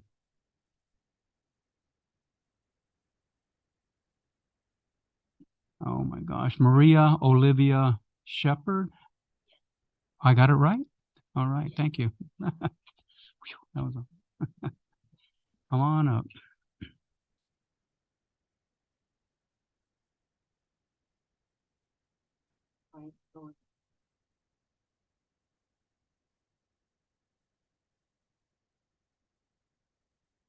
I've been a resident of Hemet since 2015, when I was actually diagnosed for a permanent disability. So I own the house. I bought the house in 219 South 20th Street, which is a beautiful house. It's got its own barn, I mean, it's immaculate inside. But the problem was the neighbor outside. So I have two neighbors, one across the street, which is the 218 South 20th Street, which was, I complained so many times about people leaving on the side of the house with just the tent. And then they have basket from either Target, from name it, they go to the store, they take the basket, the trash was outside, as you see on the picture. I mean, I have 1,000 pictures that I've seen. I mean, I've taken, and it's right across the street. And then I have one that's my neighbor, which is another rental, that I complained so many times from the code enforcement. And I wrote them a letter. I called animal control. They have 5 dogs, pit bull, and they have, pieces, waste materials that's in the front yard. And I have the trash that was like from the dogs to, name it. I mean, the trash can was outside in front of the yard. And so this has been going on since 2017. And when I bought the house, mind you, I'm in fixed income. I still renovated my house to the point that I have a solar, I have, I spent $60,000 for the roof and the inside the bathroom. So I maintain not just the inside, but the outside, which supposed to be, the city is supposed to maintain the sidewalk, which I put the artificial turf, which these neighbors are just, putting condoms, throwing whatever they can, throw, because I complained to the city code enforcement. The owner tells them that I was the one that was complaining. And so what they did was like, so I get harassed every single day, and it's upsetting to me because I was called BITCH, which I don't cuss. I was called go back to your own country. You don't go to church. And it's like all this kind of things, you're uneducated. But I was 18 3/4 when I finished my BS in political science. So you look at me because I'm Asian, I called the police department and I told them what happened. And they told me, oh, it's a freedom of speech. I write to code enforcement. I spoke with the supervisor and I explained to them that this is my concern. This is my house, which I live because I have fixed income that I cannot buy a better house or a better neighborhood. So I'm staying here. And so I decided to go ahead and sell it because I'm to the point that I'm stressing out every single day, right? So I finally sold it. I tried to sell it twice. On May of 2023, which is this year, I got so many offers because the bathroom alone was like immaculate. So for that reason, right? So I got this offer, 3 offers. One offer, we accepted it. And the next day, after they saw and smell the Maria, pieces. you're a minute over your 3 minutes, so. Okay, I want to give you my card.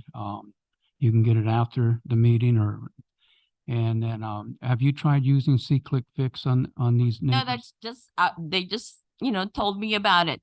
But I've been to the court, to the police department. But the thing is that, so here I am right now in front of you, asking for your help. This renters or this owners should be punished, or not punished, but they should take care of their yard. If I'm here as Maria. a fixed income that I can take care of my house, they should be able to do it. They're multi-million LLC. Thank you, Maria. Thank you. So, you grab the card and give me a call tomorrow. I'll go over and I'll personally use C-Click Fix on it. And sure. Yeah, then we'll figure it out. Thank you. Donald K.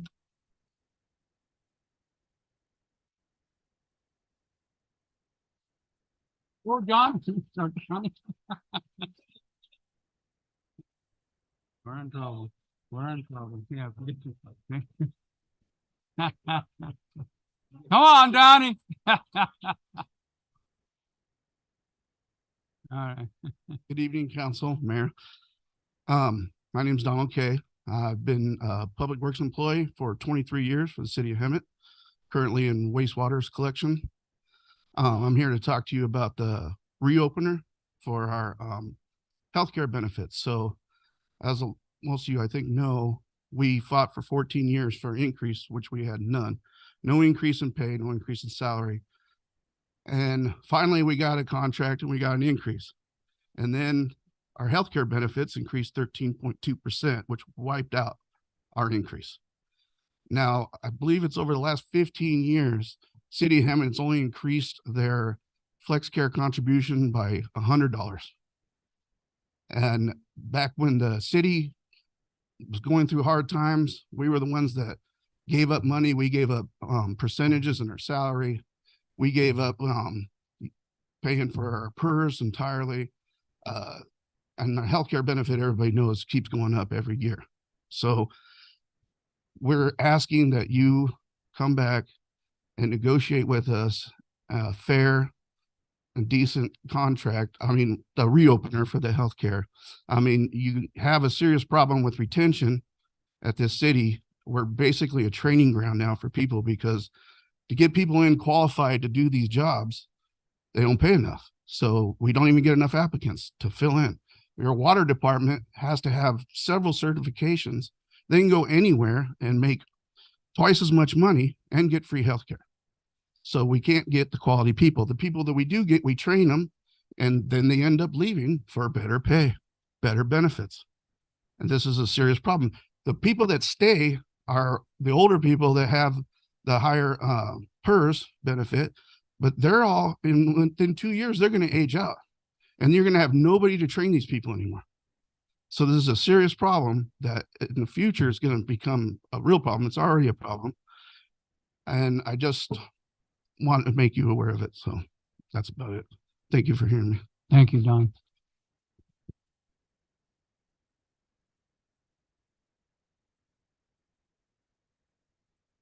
Kimberly Maggs. Yay, Kimberly.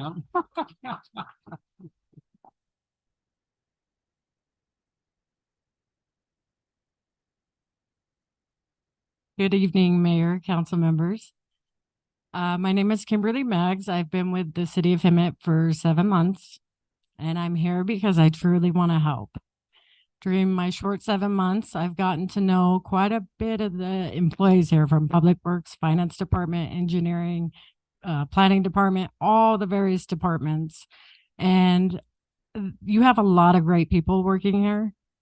One thing I do know is they all truly want to do right by the city of Hemet. They love this town. I've had quite a few conversations with them. And the unfortunate thing is the city of Hemet seriously needs to restructure their salary schedule for every position. And that ultimately impacts how much they can contribute to their own health care. And until the salary is adjusted, they can't afford to put in more towards healthcare. The city should really want to take care of their employees, build from within, and it will trickle out. Every strong leader knows that you build it yourself up before you can take care of others. So I'm going to tell you a little story about how I came on with the city of Hemet. I actually missed my city of Hemet interview. I was called back by your contract building official a day after the interview. And the reason I missed the interview was because I wasn't sure that the salary schedule was worth the time away from my kids. It was only after your contract building official called me at home and basically begged me to come have a conversation with him. And then at that point, I realized, you know what, this city of Hemet, where I grew up, where I was raised, truly needs help. I've never had a city reach out to me like that. So I decided, you know what, I'm in the business to help people. So I came on board, got to know everybody. They're good people. You should want to retain your strong talent. Throwing $800 at them and calling it a day is not going to do it. They want security. They want stability. So you need to take care of your own if you want to see that domino effect trickle out so they can do better by the city. So you need to pay more towards the healthcare. That's the first step. It's important. Thank you. Thank you.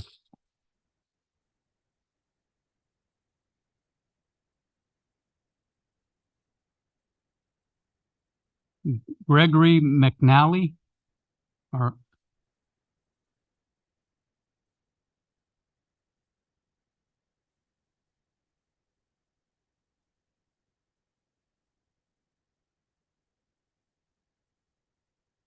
Hello, My name is Gregory McNally. I've been with the city for 2 years in the water department.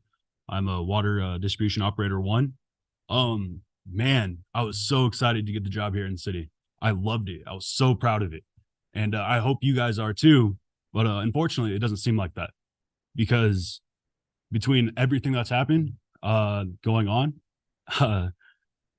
it's just ridiculous that you offer us $800 for our medical after 15 years of no raises, and we finally do get a raise and it gets wiped out with 1 increase. It's immensely disrespectful, in my opinion. And unfortunately, because of this, you know, it was the cherry on the sundae, if you wish.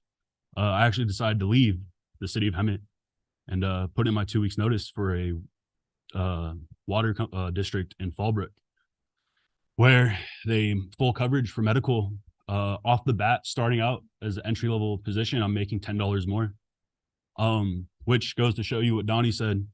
You guys, all of our leads are going to be retiring, and who are you going to have fill those spots? Who are you going to have making sure you have safe drinking water? It's going to be a problem. I'm going to be making more than any water operator in our for the city of Hemet, starting off as a utility 1 entry level. So yeah, I mean, it's horrible. On top of that, you give a $60,000 signing bonus to PD, but we can't have basic medical. Why is that? Why do I have to leave the city that I love, that I grew up in, and go somewhere else? This was my dream job. I wanted to be here for the rest of my life, but I financially can't afford it. You know, I struggle to pay rent just like everybody else. On top of that, we're paying almost twice as much for our medical with that 13.2, I believe it was, increase. So something needs to be done, because like Donnie said, it's going to be a very, very difficult job to replace every water operator, not just water, but streets. We have at least 10 guys in streets that are going to be retiring. And the same thing, who's going to be out there operating the heavy equipment? Going to get a 18-year-old that's never done it before? It's going to be a safety hazard. We need people to train. To do that, we need to increase pay and medical to make people want to stay here. But that's all I got to say. Thank you.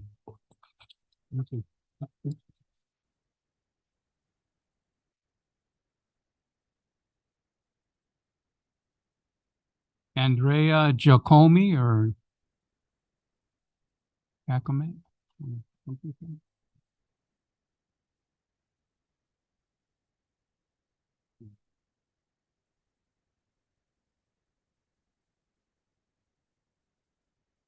Good evening, council members.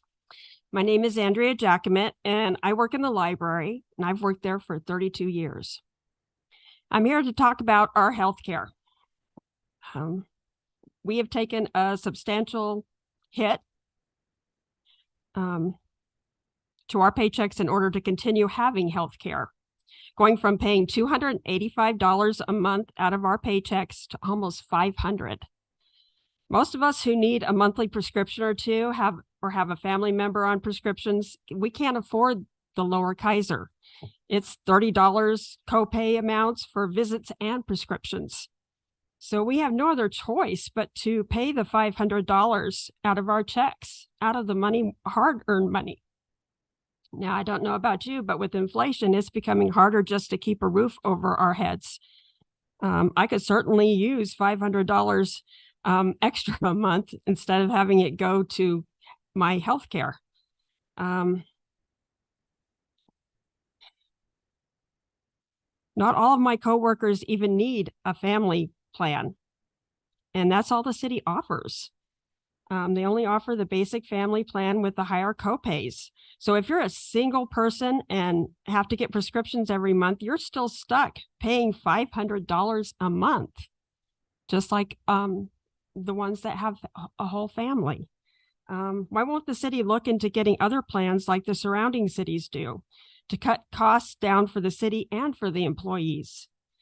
Lastly, the surrounding cities like San Jacinto, Menifee, Beaumont, Temecula, they all have a larger cap than Hemet on their health insurance to help cover employee costs.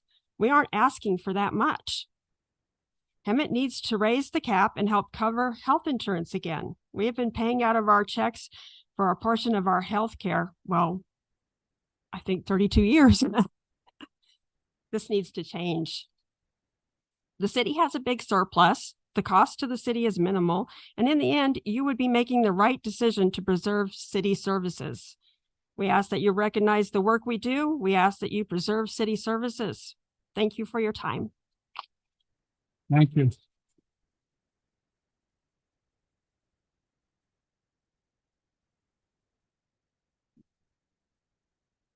Believe it's Glenn Witten. Come up to the podium, please. Yeah. I want you guys to fix this problem. I'm just kidding. But really, we need to fix it. Hmm?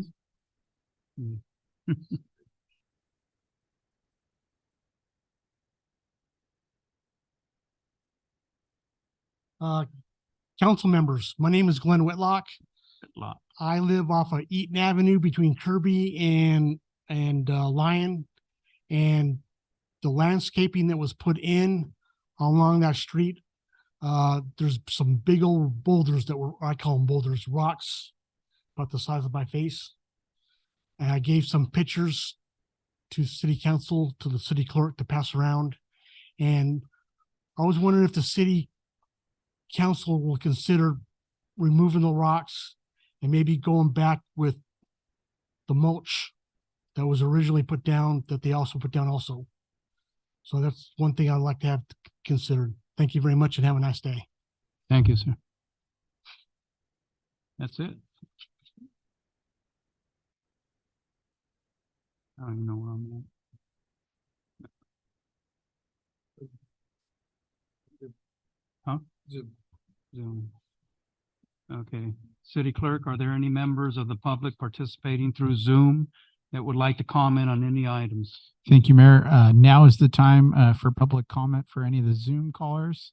If you'd like to speak to the city council, we'll give you just a few moments to raise your hand. Now is the time. Oh, go ahead. Good evening, Mayor, Mayor Pro Tem, council members. It's no public. I just wanted to share with you a recent success in recruitment and introduce to you our new Deputy Public Works Director, Assistant City Engineer, Jolene Ferris. I've been a resident of the city of Hemet for about 34 years now. So it's an honor to serve my community. So thank you. Thank you. No. All right. Now we're moving on to presentations. So all those who have been waiting patiently, thank you. We'll now move to presentations. Councilmember Linda Krupa will now present the Diabetes Awareness Month proclamation. May we please have Danny Ruiz. Oh, tell me, Danny. Oh, there he is. Thank you, sir. You'll step up over here, sir. Come on down. Here we go. Okay. I'm going to read this whole thing, so please be patient. It says, this is Diabetes Awareness Month. Whereas diabetes is a serious disease for which there is no known cure and is the 7th leading cause of death by disease in the United States. Approximately 1/4 of the Americans who have diabetes do not know that they have the disease and may experience damage to the heart, eyes, kidneys, limbs without producing any symptoms. Another 86 million people have prediabetes, a condition which puts them at greater risk for developing type 2 diabetes. If current trends continue, and 1 in 3 American adults will have diabetes by the year 2050. Type 1 diabetes is an autoimmune disease in which a person's pancreas stops producing insulin, a hormone that enables people to get energy from food. It occurs when the body's immune system attacks and destroys the insulin-producing cells in the pancreas called beta cells. T1D strikes both children and adults at any age. It comes on suddenly, causes dependence on infection or pumped insulin for life, carries the constant threat of devastating complications, and an increase in community awareness of risk factors and symptoms can improve the likelihood that people with diabetes will get the attention they need before suffering the devastating complications of the disease. Therefore, Joe Males, Mayor of the City of Hemet, along with the entire City Council, do hereby proclaim the month of November as Diabetes Awareness Month, and we urge all citizens to take their health care into their own hands through awareness, detection, management, and learning more about diabetes. And we are presenting this proclamation to you and wish you well. Would you like to say? No. Okay, come right there. And also want to let everyone know that Danny is a diabetic, stage 2 diabetic. And he's also an American Legion member of the Sons of the American Legion.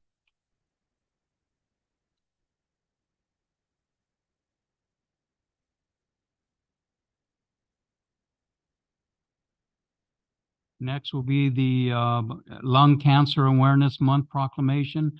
Mayor Pro Tem Malcolm Lilienthal will now present the Lung Cancer Awareness Month proclamation. May we please have Lori Morris approach the dais.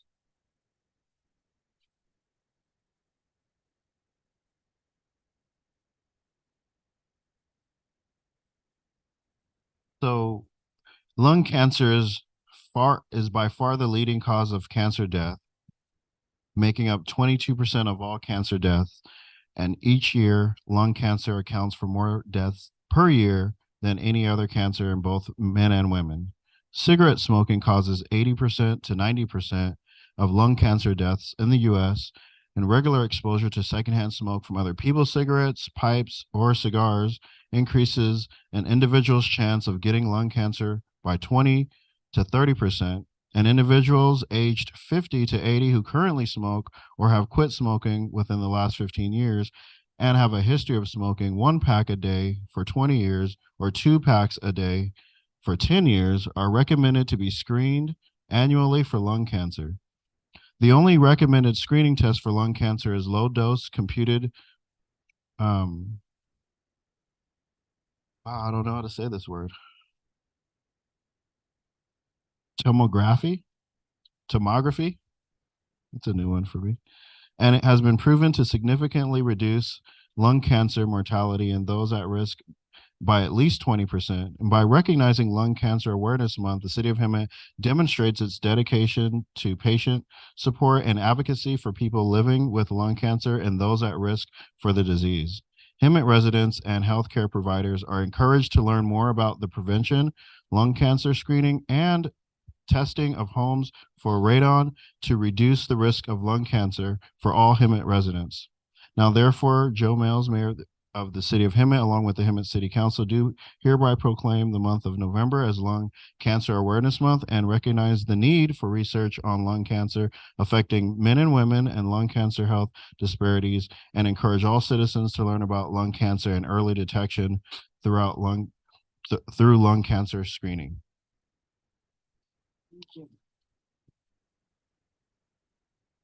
This is an honor. Both my dads have passed away from lung cancer, so this is a great honor. Thank you, Lori. Tomography. Okay, before Peterson. The next proclamation is going to be the Military Family Appreciation Proclamation. And before we start, I would like to welcome Alfred Manuel Ayala and Alfred Richard Ayala. Is that Richard? Okay. They were both in boot camp in the, Alfred Senior was in third, recruit battalion, Lima Company, platoon 3065. And his son was in third recruit battalion, India Company, platoon 3209. His father in 86 and his son in 2021. Thank you for your service, gentlemen. Marine Corps.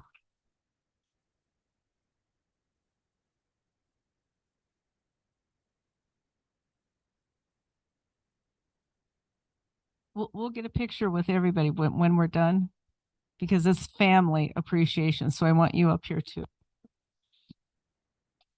The City of Hemet, California proclamation. Military Family Appreciation Month. Whereas National Military Family Appreciation Month was established in 1993 by the Armed Services YMCA, whereas National Military Family Appreciation Month was created to honor the commitment and sacrifices made by the families of the nation's service members. And whereas November traditionally being a time for family celebration, it is essential to put aside time to recognize and show appreciation for the military families and help support our heroes. And whereas all Americans share the responsibility of caring for our military families and veterans, recognizing their sacrifices and celebrating their successes, the City of Hemet is home to many active military members, veterans, reservists, and their families. Now, therefore, Joe Males, Mayor of the City of Hemet, along with the Hemet City Council, do proclaim the month of November 23 as Military Family Appreciation Month, and encourage all citizens to recognize, respect, support, and honor the families in our community and nationwide. Presented November 2023. Thank you both for your service.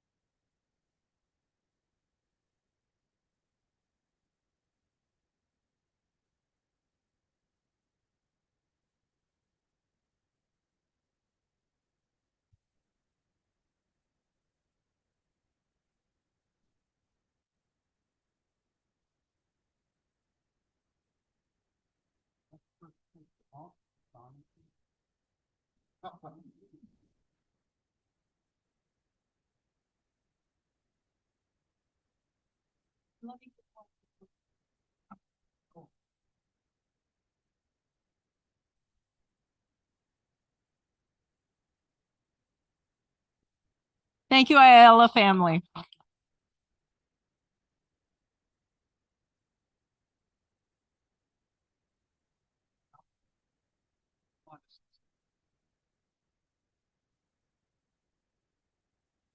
Thank you for acknowledging the military.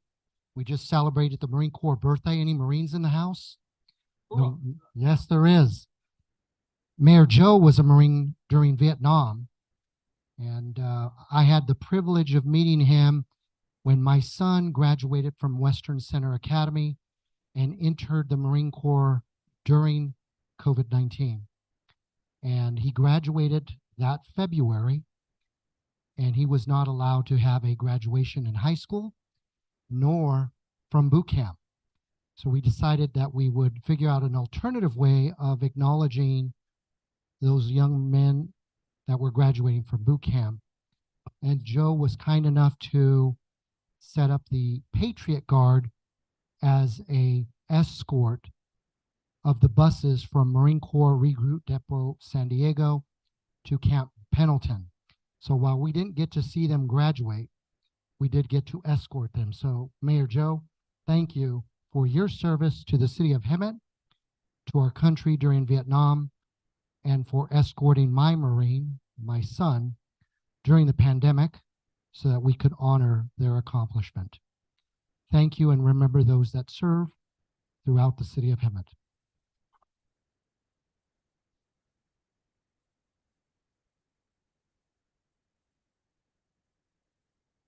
Next, the Marine Corps birthday, 248th birthday for the United States Marine Corps. And who will be receiving this proclamation? Captain Ariano, a Marine himself, well-decorated Marine. Thank you, sir.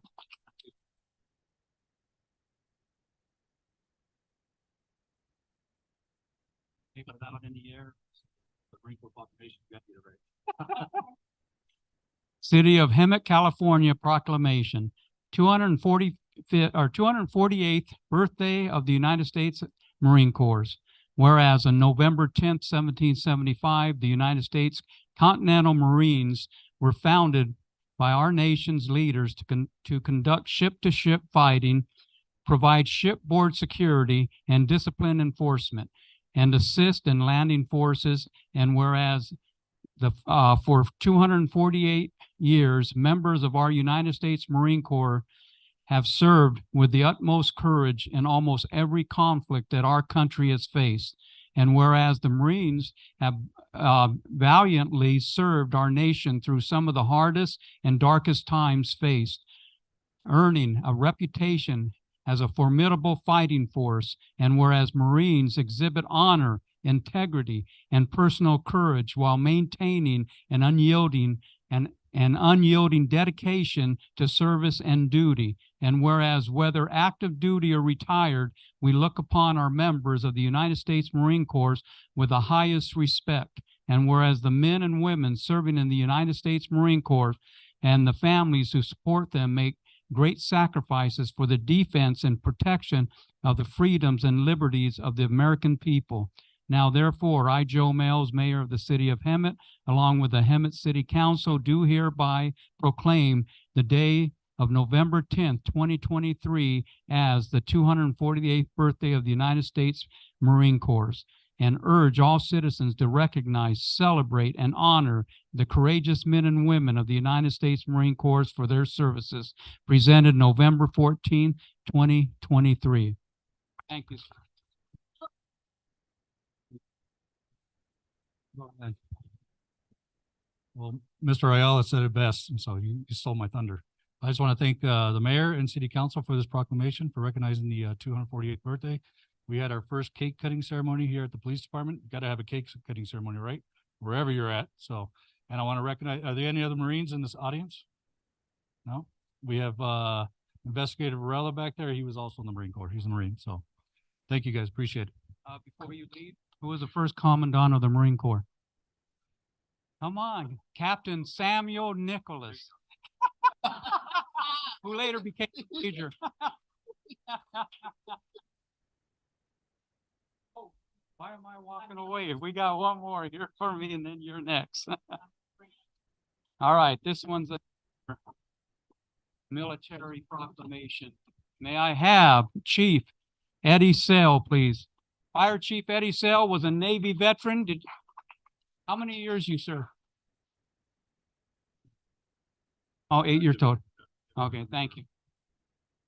City of Hemet, California Proclamation Veterans Day. Whereas on October 8th, 1954, President Dwight D. Eisenhower called on all citizens of the United States of America to issue the first proclamation on Thursday, November 11th, as Veterans Day.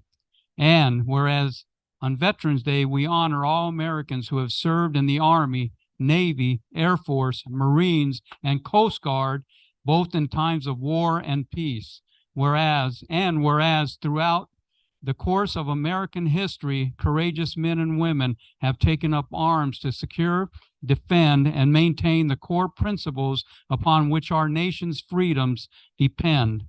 And whereas throughout the nation's darkest times, the men and women of our armed forces acted as guardians of freedom and beacons of peace, withstanding any and all tribulations.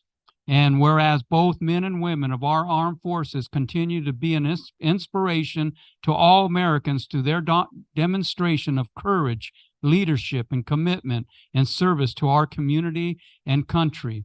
And whereas the city of Hemet, along with all Americans attest to the importance of their sacrifices and contributions to our nation's freedom and security. Now, therefore, I, Joe Males, Mayor of the City of Hemet, along with the Hemet City Council, do hereby proclaim the day of November 11th, 2023 as Veterans Day, and urge all citizens to recognize, celebrate, and honor the courageous men and women who have served the United States of America and protected the rights and principles upon which the nation was founded. Presented November 14th, 2023.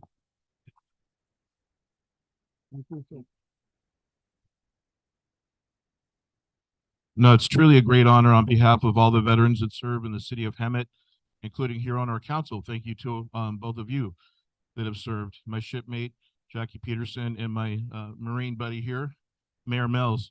And I do have one final thing for Mayor Mills. What did your paycheck say in the Department of Defense? In God we trust. No. Negative. Negative. What did it say?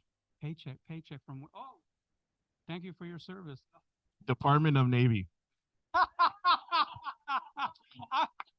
You dirty dog. Oh, my thunder. Who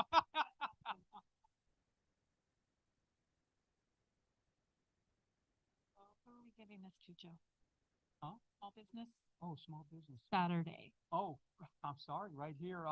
Hold on, let me, James Scoble. James, come on up. Goebel. And not a relative to George Goebel.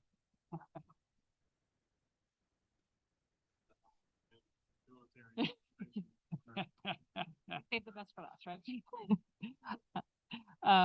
This is a proclamation for Small Business Saturday, whereas according to the United States Small Business Administration, there are currently 33.2 million small businesses in the United States. Small businesses represent more than 99% of companies with paid employees and are responsible for over 60% of net new jobs created since 1995. And whereas small businesses employ nearly 47% of employees in the private sector in our country and contribute positively to the local community by supplying jobs and generating tax revenue. And whereas, along with advocacy groups and public and private organizations across the country that have endorsed the Saturday after Thanksgiving as Small Business Saturday, today the City of Hemet celebrates our local small businesses and the contributions they make to our local economy and community. And whereas it is essential to support our city's valued small businesses, which create jobs, boost our local economy, and preserve our neighborhoods. And now, therefore, Joe Males, Mayor of the City of Hemet, along with the Hemet City Council, do hereby proclaim the day of November 25th, 2023 as Small Business Saturday and urge residents of our community to support small businesses and merchants today and throughout the year, presented on November 14th, 2023. Thank you.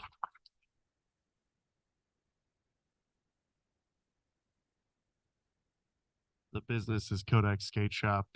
Just in time for the skate park that's opening. Grand opening this Saturday at 1 p.m.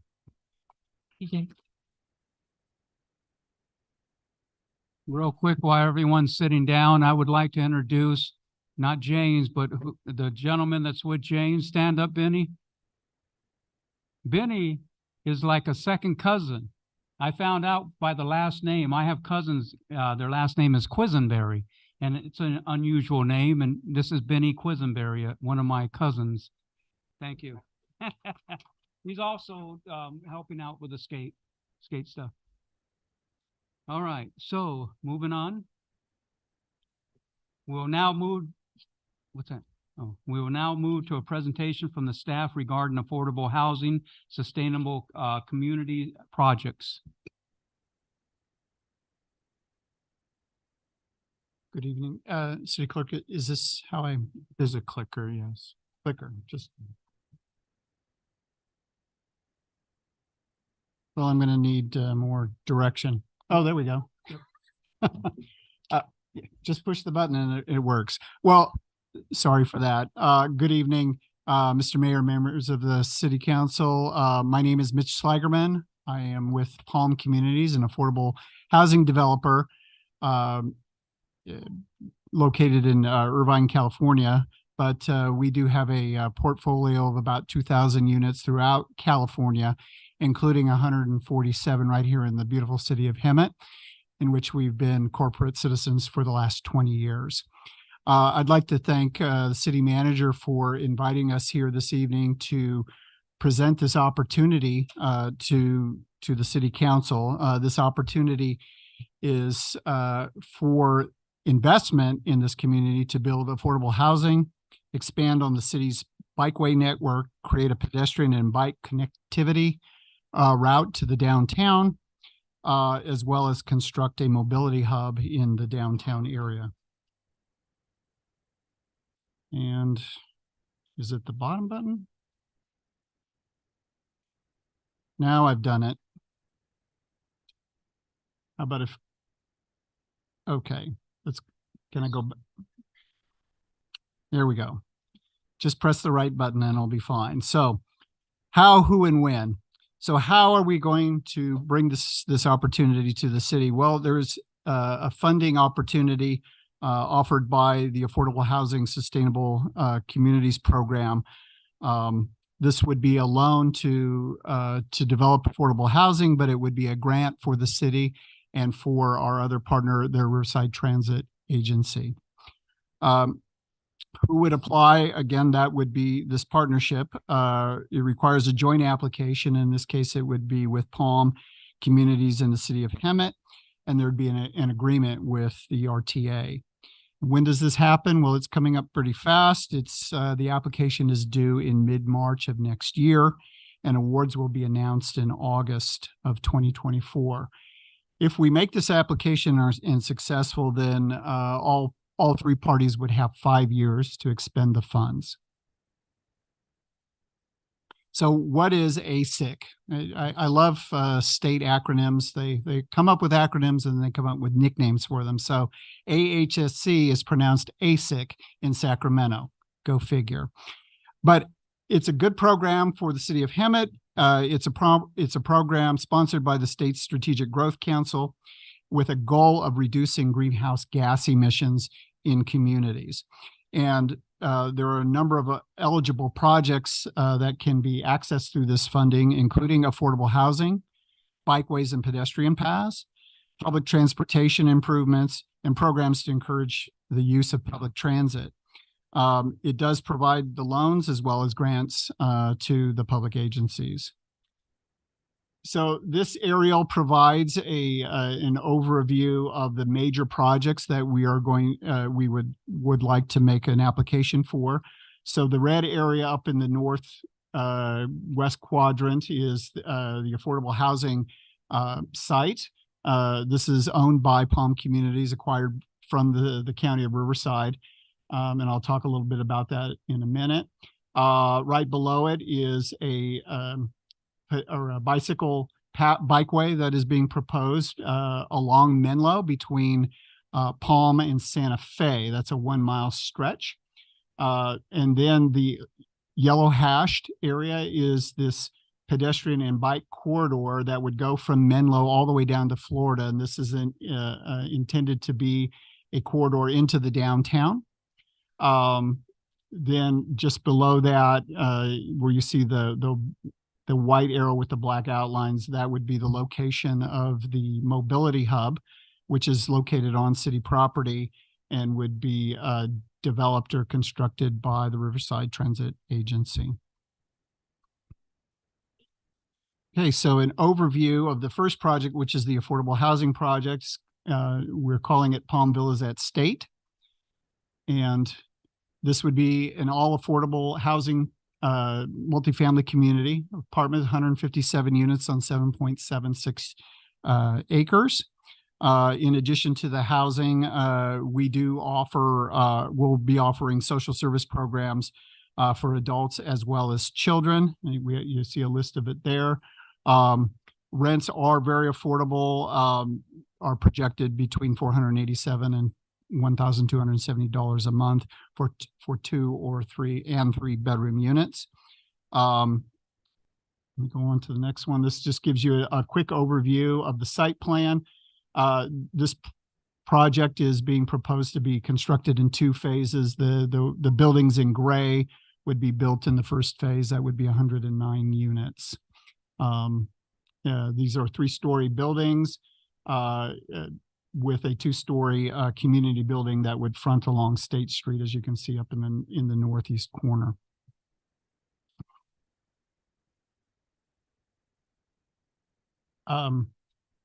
As I already mentioned, it will be 108 units in the first phase, and 49 units in the second phase. There'll be 2 and 3 bedroom units ranging from 753 square feet to 1,003 square feet. 7 buildings, a community building, as I've already mentioned.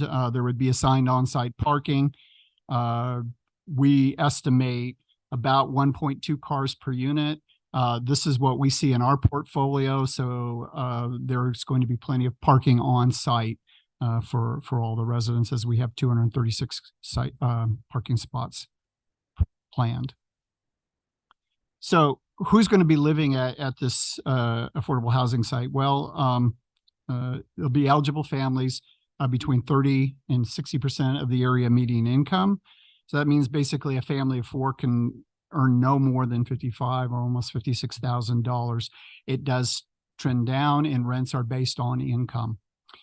These are working families, folks that are living right here in town and in the surrounding area. They work in your community. They work in your restaurants, your hotels, your retail stores. You see them every day. An interesting fact is that nearly 50% of our residents in our portfolio are single family or single female head of household. We do provide a numerous suite of amenities and services as they're listed here. I won't go through all of them, but we're very proud of the types of services that we do provide the residents, in addition to having a low rent, including educational classes for adults and after-school programs for the children. And we design a unique program once we open up, and we do survey our residents and ask them what's more meaningful for them. So at some properties, it can be health and wellness, and others it could be English as a second language. But we ask them, and they tell us, and that's what we provide. So moving on to the city projects, there's 2 specific ones that we mentioned before. The first would be a pedestrian and bicycle corridor along from Menlo down to Florida. This would be constructed in the former RCTC. It's a former railroad site, but it's owned by RCTC. The working idea right now is to create 2 20-foot, 25-foot wide parkways on the outside edges of that right of way for both bicycle and pedestrian walkways. The bike path would be paved, and we're thinking now that the walking path would be made of decomposed granite. The idea is to have a low maintenance facility, but it would be landscaped and would be lit. The other project would be a Class 4 bikeway. That's what we talked about on Menlo. That would go from Palm to Santa Fe. This is a Class 4 bikeway, which means that it needs to be physically separated from traffic, either by a curb or those little plastic things. If you've ever gone on the toll roads, that get knocked down. I shouldn't say that, but anyway, that it has to be separated in some way, and it has to be a Class 4. There are different classes of bikeways, but in order to be competitive or to be eligible for these funds, the ASIC funds, it has to be a Class 4. So the Riverside Transit Agency project is mainly this construction of a transit mobility hub that would be located on city property, just north of Devonshire at Juanita. It would serve as a central location for time transfer connections to other bus routes. And there has been a lot of discussion with the community and previous city councils about this mobility hub. I've been told that there were 2 public workshops, a council workshop, a walking tour, a bus tour. I think there was a web page at one time, an online survey, and even 16 one-on-one interviews with stakeholders. So there was a considerable amount of discussion about the site and about placing a mobility hub at this location. And we think that now is a good time. There's now finally some funding that might be available to actually build it. So it would include, as you can see, these are sample photos of a site in Paris that council members got to visit, but would have covered canopies for people to wait under, as well as signage. And in addition to the mobility hub, as part of the ASIC funding, we're looking at the installation of bus shelters at some of the bus routes throughout that are within a mile of the housing site. So this is just a picture of the city-owned site at Devonshire. And this is a vision of what the mobility hub would look like with the bus bays and then would exit out onto Devonshire. So what are the benefits to the community? Well, we're looking at least $78 million of capital improvements. So $70 million for the first phase, just the first phase of the housing development, and at least $8 million. And in order for us to be competitive or to meet the requirements of the grant, it would have to be at least $8 million of grant funds invested in the community. And that would be for the mobility hub and the bikeways and the pedestrian corridor that we talked about along the RCTC right of way. So what else do we get? You get improved connectivity. So there's the mobility hub, which is going to improve connectivity and probably a more pleasant and probably a safer connection. I understand now that the buses are connecting over by the mall, just along the streets. And I think this would be probably a better experience and probably safer for riders. Also, that you get the bikeways and the walkways, so that's a good thing. There's actually a bikeway on Santa Fe and Palm. So if we build Menlo, then now you're actually creating a connection between bikeways. So that's a good thing, as well as energizing the downtown, which I understand is a very important goal of the council. So you'll have a bike and pedestrian corridor going down from Menlo to connect, as well as you're going to have more transit passengers coming into the downtown as they're riding the buses. So what are the next steps? Well, we have to prepare an application, and that's not an easy thing. This is one of the most intensive applications we've seen, and we fill out applications for state funding all the time. So Palm will take the lead. Palm Communities will be taking the lead with assistance from both the city and RTA in creating this submittal. Palm has to complete an entitlement process. So we need to have the affordable housing approved before we can submit the application.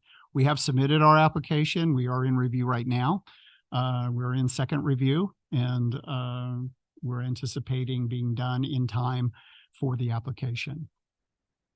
The city also needs to obtain site control for our CTC to actually build those 225-foot pathways or parkways. So that would need to occur beforehand, as well as the city would need to license land or have an agreement with RTA for RTA to develop and use the land for the mobility hub. Also, the city needs to approve the application for the ASIC application. Basically, city and Palm would be promising the state of California that we're going to do exactly what we said we're going to do in the application. So that would be coming back to the city council. If they were interested in moving forward with this, they'd have to approve that.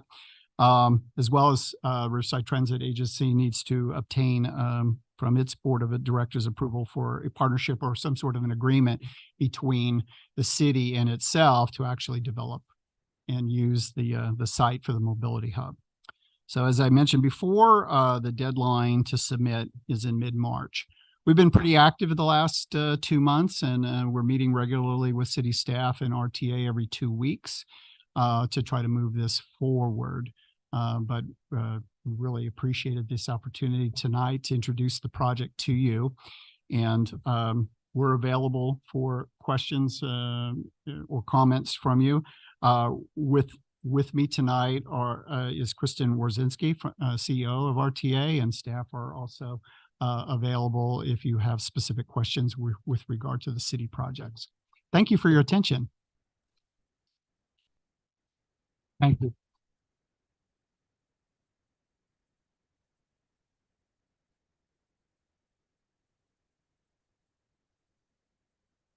We will now move to a presentation from, I'm sorry? Oh. We okay? Okay. Okay. We'll now move to a presentation from Riverside County and staff regarding the stormwater permit program update. Good evening, Mayor and members of City Council. The Riverside County Flood Control and Water Conservation District team are here tonight to share an update on the permit renewal for the Santa Ana watershed and are available to answer questions after the presentation.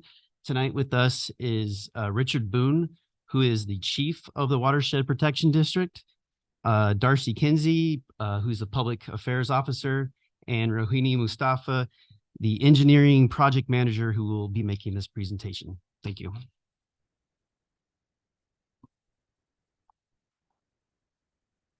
Honorable Mayor, Mayor Pro Tem, council members, good evening. I am Rohini Mustafa. I'm an engineering project manager at the Riverside County Water Conservation District.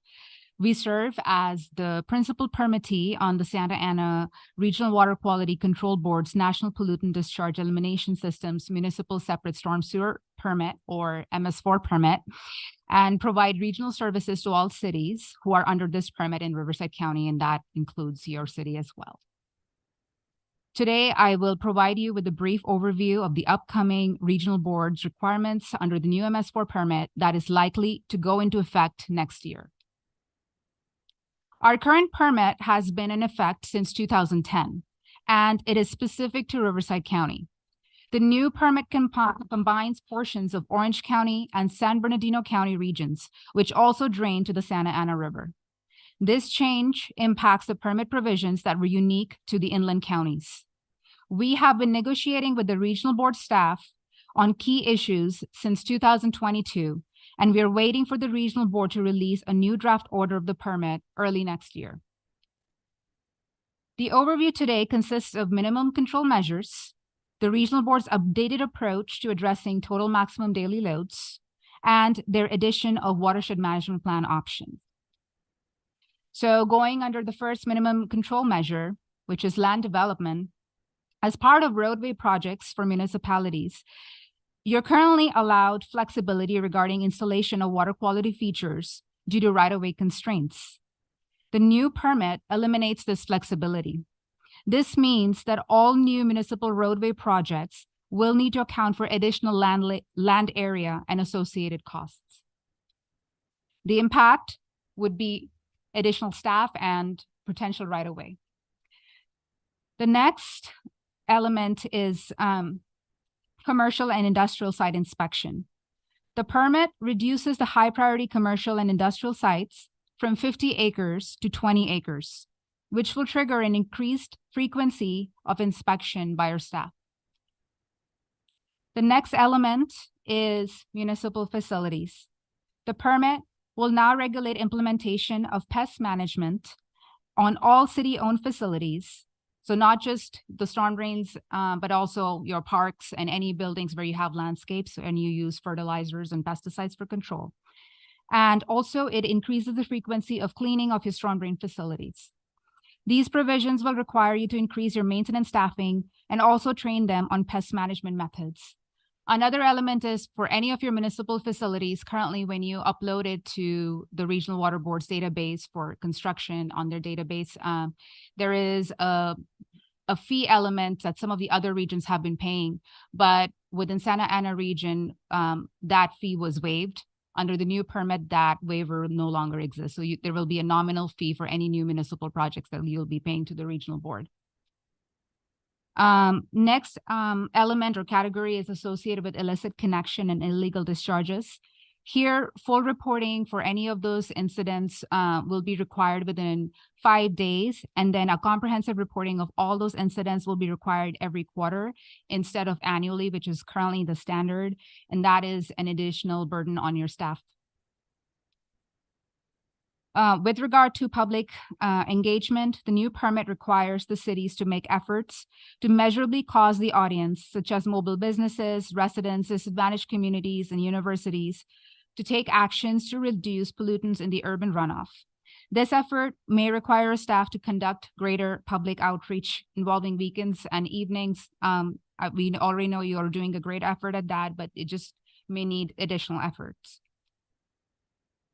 Under the statewide trash amendments, the city has been required to install trash capture devices for all of your inlets, and you have a deadline to comply with that requirement by December 2nd of 2030. Under this new permit, Santa Ana Regional Board is also adding the requirement to provide an effectiveness assessment, essentially stating if you have to go back and report whether or not those devices are functioning, and if not, then you may need to go back and make updates to those devices. So that's an added cost on your end. Now I'll switch gears towards the two lakes, Canyon Lake and Lake Elsinore, which is located slightly west of where Hemet is. Both of these lakes are impaired by nutrients, which are specifically nitrogen and phosphorus, and they have an established total maximum daily load, which is the maximum amount of pollutant the lakes can accept and still meet the state's water quality standards for public health and ecosystem. Some sources of this pollution are from pet waste, fertilizer usage, and seepage from septic systems.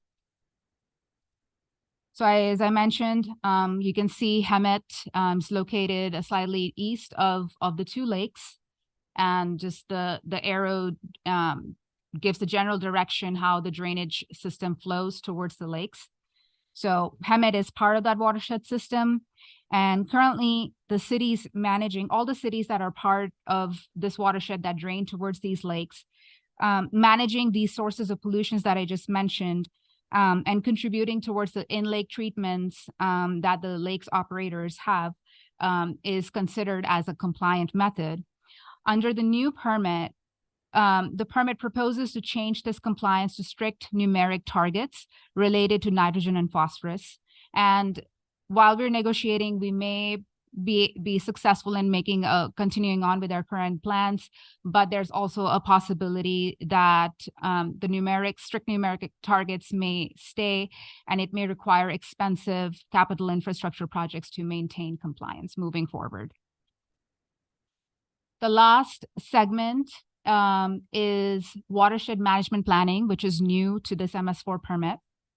So the watershed management plans will, it's an optional plan that provides an alternative to the cities to comply with water quality impairments in the receiving waters, which are essentially surface waters or waters of the US as recognized by the regional board and the state.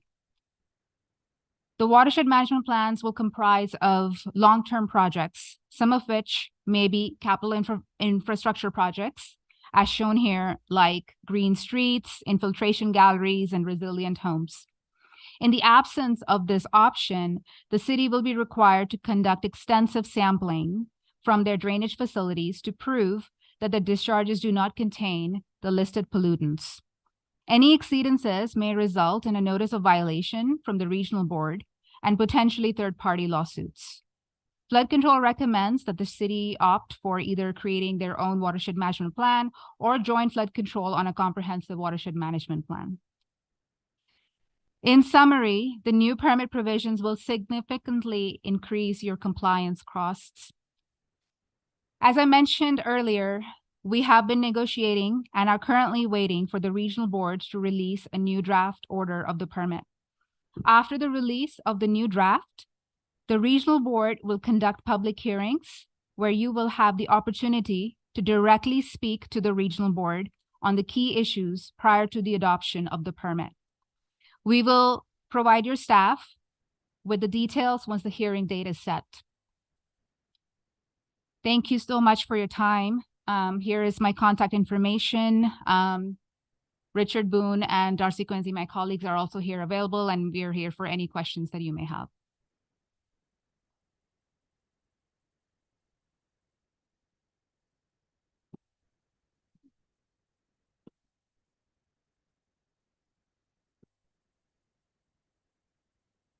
We ask questions, Mayor?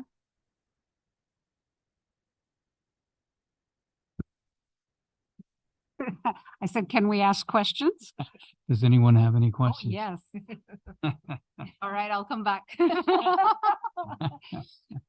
Thank you for that presentation. It seems like this type of thing rears its ugly head every few years, and then it gets pushed back, and then it comes back full force again. So, as far as the slides that has the extra cost and extra cost for employee time, are there any estimates on what costs would be on a city such as ours? It's a little hard to estimate because it does depend on each jurisdiction and, you know, where your vicinity is. But just for an example, Los Angeles has some similar permit requirements that essentially Santa Ana Regional Water Quality Board is looking at Los Angeles permit and essentially taking most of the terms from there. For the options for watershed management plans, right? It's essentially, you know, either you prove there are no exceedances or you enter into a plan. Creating something like that, if we are able to get 2 years, those plans can range anywhere from $2 to $3 million, because a CEQA will be a component of that as well. Of course, if we do something comprehensively, there would be a cost share. Flood control will be willing to, you know, pitch in a substantial amount depending on, you know, what comes our way. But it's also important to understand that that cost share will only get so far as to the planning. You know, the implementation components, which are the actual projects that come from those plans, that's another element that will be coming down in the future years. So some of that is also based on the risk of, you know, how well the MS4 facilities are and what their assessments are with regard to monitoring. Staffing, I think that depends on, you know, how you have, you know, how many staff you have dedicated towards MS4 compliance. I think at minimum, you need to increase your maintenance teams for more aggressive pest management plans, more aggressive stormwater cleaning, and then also your inspection teams where if the frequency, you know, the high priority sites, which essentially relates to higher frequency, those acreages are going down. That just means you need more inspectors to go out and comply with that inspection. So again, we're still negotiating. We're waiting for the new updated term permit to come out. We're hoping that, you know, the regional board will understand that we are inland county. We are not LA. We don't have the same revenue sources as LA, but because it's a regional county and it's also incorporating Orange County at this point, will also have higher revenues than we do. You know, it's just hard to negotiate because they're essentially doing a blanket set of requirements at this point. So go ahead. The regional board is made up of the 3 counties, San Bernardino, Riverside, and Orange, or is it somebody other than us inland? So yeah, so all 3 counties drain towards are part of the Santa Ana River watershed. And so currently the Santa Ana Regional Water Quality Control Board has a separate MS4 permit with separate provisions for each county. And now all of us are going to be under one umbrella with one set of requirements for all 3 counties. So is it one size fits all? Yes, and we're trying to explain that's just not correct. That does not work. Right. So you made the comment that it's likely to go into effect. Is that after the regional board has the public hearings and takes Correct. input and from all of the cities that are going to be involved in this? Yes. So county flood is going to be doing input as well as the individual cities? Yes, absolutely. That is our plan. And we have been negotiating heavily through the past, the entire year, section by section, term by term. So we have been negotiating back and forth. And again, we're hoping that, we may have, some updates when the new draft comes out, but there are certain elements such as, if you have new municipal roadway projects, right. I mean, you are constricted. It's a linear project. You may already have something in your general plan. And now to go back and think that you need to have additional right of way to fit in water quality features may not be feasible. So those are some of the elements where the regional board is not agreeable to making those exemptions. Why? Because LA does not have that exemption. Well, they're all concrete. So they've already gone through all of that. We're just getting into that.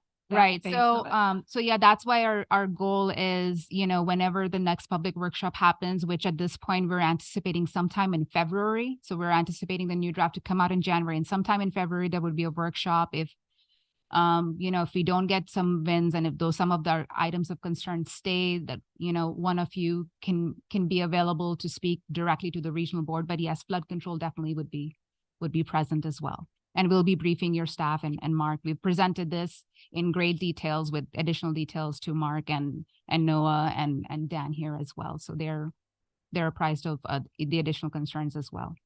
Good, because when I first got on council, which was like 13 years ago, I went to a water meeting at Lake Elsinore on the, what is it called? Lake Elsinore San Jacinto watershed. Dejua.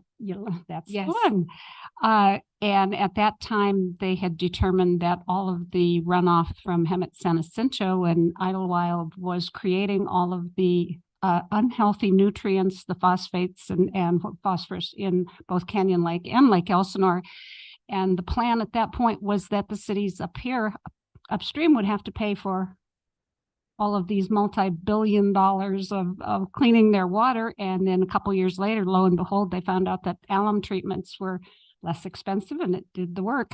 So I'm just hoping some scientific evidence goes into all of these things when we try to make one size fits all, because that portion doesn't work at all. And I understand the importance. I really do.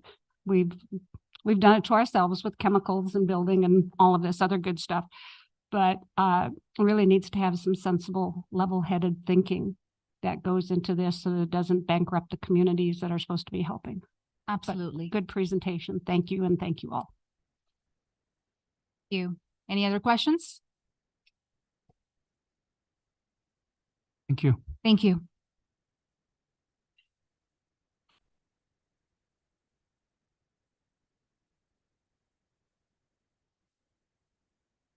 Next, we will move on to receive and file. Are there any questions from the city council on this item? If not, we will receive and file the warrant registers. No, and nope. Okay, so next is a consent calendar.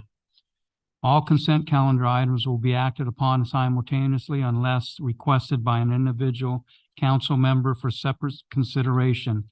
Are there any members of the council that would like to pull any consent items for separate consideration? I would like to pull 20C for a quick clarifying question. C as in Charlie? As in Charlie.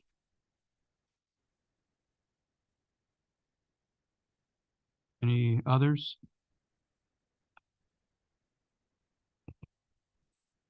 I'll make a motion to approve the rest.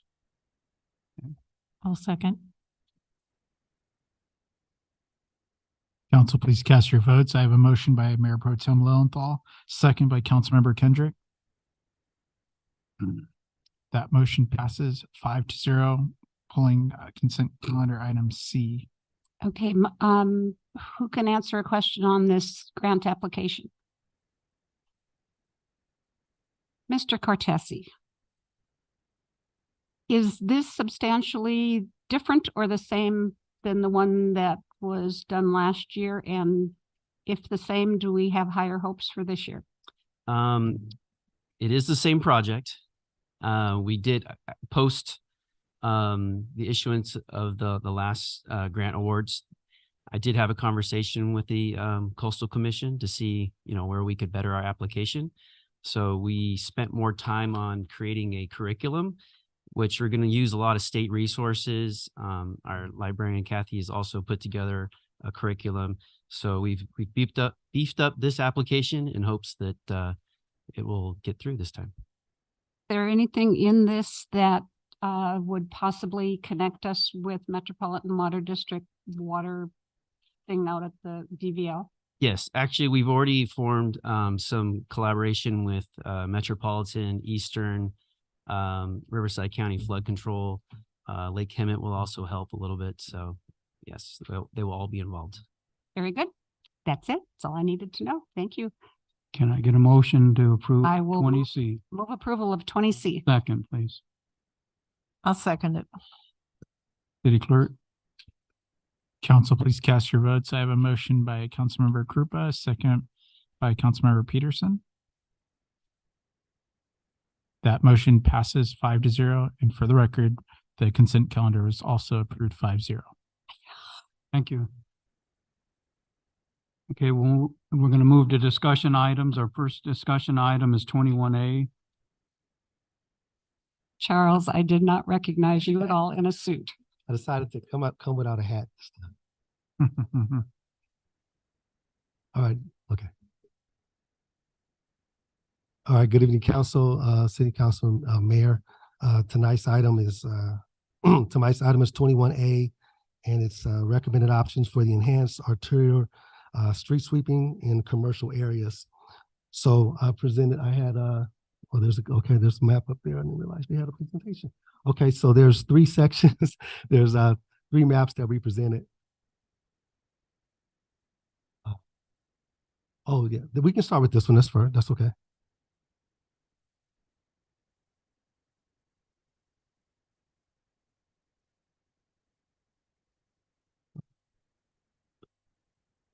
So we city staff came up with 3 areas that are in need of extra street sweeping. Currently, the city is swept 2 times per month. So the city's cut up into different sections, and each section is swept twice a month. So you either get your street swept on the 1st and 3rd week of the month, or the 2nd and 4th week of the month. Unfortunately, there's some areas that need more attention. So city staff came up with some maps to show the areas that we are recommending that we have additional street sweeping. So this here is the center median and left turn lanes. On these streets that you see here on this map, they're the ones that have the center medians that are flat. And what happens is a lot of the debris from traffic blows into the center median, and currently our contract does not have a stipulation for the center medians to be swept. So we are recommending that on these streets that are identified, which is State Street, Sanderson, Stetson, San Jacinto, Kirby, and Lyon, that they receive additional sweeping so that we can begin to pick up that trash and debris that blows into the center medians. On this one, we're recommending that it be swept every quarter. Not something that needs to be swept as often, but over time it does, the debris does go ahead. It does build up. Can you give me the second map?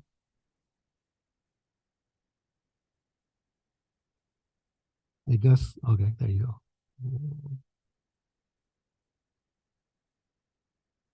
All right, this here is the actually the worst areas that staff identified that map.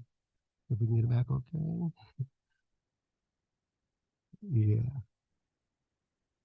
So this map here, staff has stated that this is the areas that are in the most need of additional sweeping. As you can see, it's the major corridors, commercial corridors. So we got Florida, and we have San Jacinto, Harvard, Front Street, State Street, and Stetson. And on those streets, like I said, Florida is actually swept bi-weekly. So it's actually swept every other week, so it gets additional sweepings, but it is our most heavily traveled street. So we definitely need to have additional street sweeping on Florida. So we're recommending that we have an additional 2 times added per month. So instead of getting swept 2 times per month, we're recommending that these streets listed on this map are swept 4 times per month. And can I have the last map, Gus, please?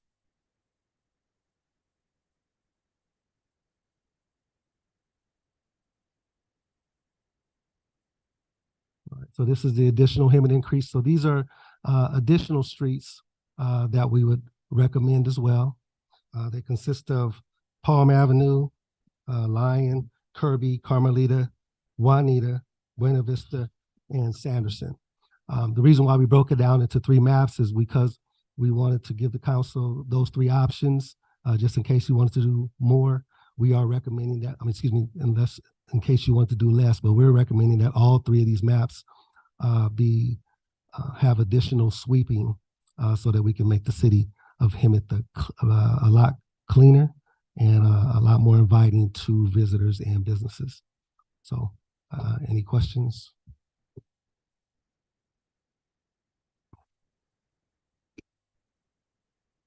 The 31,000 is gonna cover all of it? Yes.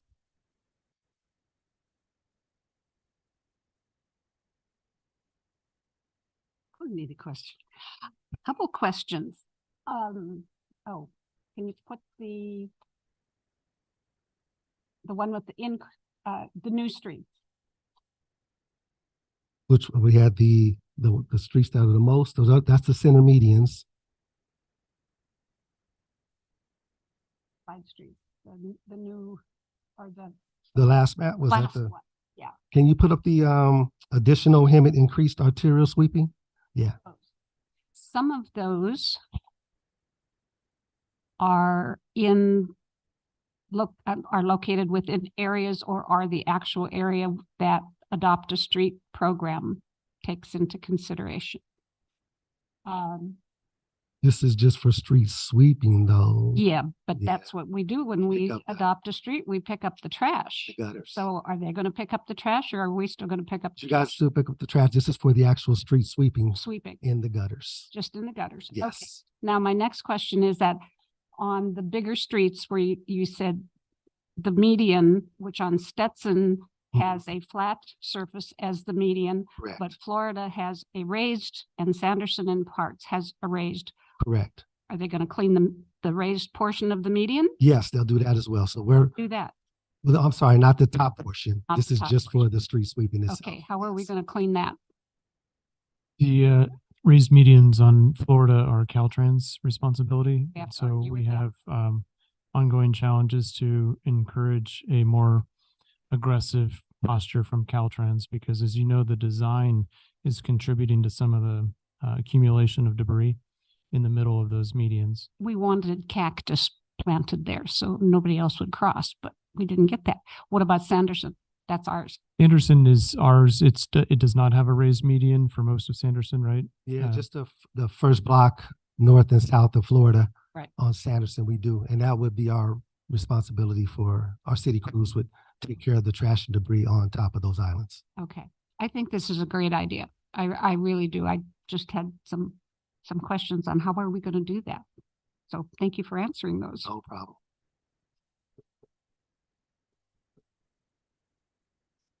So are we supposed to be voting approval of this? We're looking for direction from the council to proceed. The staff is recommending that we move forward. There is going to be approximately a 60 to 90-day lead time on implementing this. It requires CR&R to adjust staffing and equipment. So there's going to be a period of time where we'll wait to coordinate before the formal implementation. And then we can have a future conversation in the budget next year about how to proceed with either incorporating this into the rate structure and in the moment it would be city funded through the remainder of the fiscal year until those subsequent conversations about rate structures. Okay. And so it would be prorated. The number 31,000 would be an annual figure. Through the end of the fiscal year, it would be prorated upon the point in time where we're able to begin implementing this in partnership with CR&R. And CR&R has equipment and staffing ready to go as soon as everybody says. It's our understanding that there are some logistical challenges that will need to happen with CR&R in terms of personnel and equipment. And so that's why the 60 to 90-day lead time. Okay, thank you. So we're talking about January sometime. It will probably be early 2024, right? And as the report indicated, this is one of our safe and clean street initiatives. So this is part of that clean element. And I think we'll see a difference moving forward with weekly sweeping activities. It is important for our partners that adopt streets to continue to clean those streets. The sweepers that we use are air sweepers. They're less likely to pick up a cup or a piece of plastic that's in the gutter. So we do need those to be removed. And it enhances the quality of the sweep when we complete that process. So this really isn't on this topic, but it stems from the prior presentation from wastewater runoff and trash collection and all of the stuff coming down from Sacramento. That's all going to impact the cost going forward. Absolutely. Interestingly and coincidentally, this type of adjustment to our sweeping schedule will help the city become compliant under the new permitting requirements. This is likely something that would have been required anyway for the city to move to a more aggressive sweeping posture, particularly in our commercial areas. Thank you. Any other questions at all? No? Well, thank you for your presentation. And can I get a motion? I would move staff recommendation. And Second. okay. Council, please cast your votes. I have a motion by Councilmember Krupa, second by Mayor Pro Tem Lowenthal. That motion passes 5-0.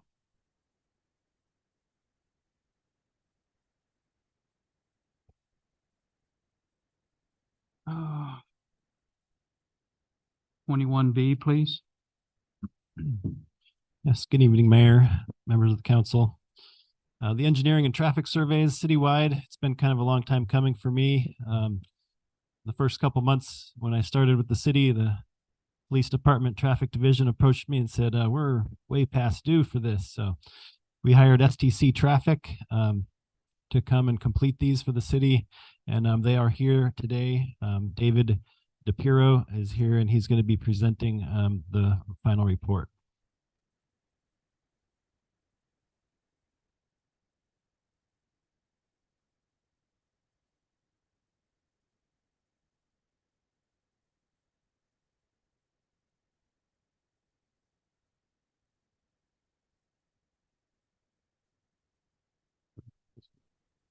Honorable Mayor and members of the council. I'm David DePiro. I'm with STC Traffic. We're the consultant firm that was hired by the city.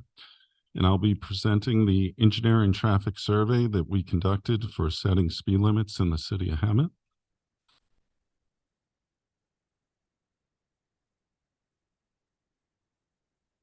So the requirement to perform an engineering traffic survey for speed limits is based on the California Vehicle Code. Throughout this presentation, you'll hear me refer to the California Vehicle Code quite a bit as as we go through and talk about this item. The purpose for establishing speed limits is to protect the public from unreasonable behavior, reckless, and unreliable or otherwise dangerous drivers, advise drivers of the road conditions, hazards that may not be readily apparent, facilitate the orderly movement of vehicular traffic at speeds that are reasonable and safe. And this also allows for radar enforcement by the Hemet Police Department.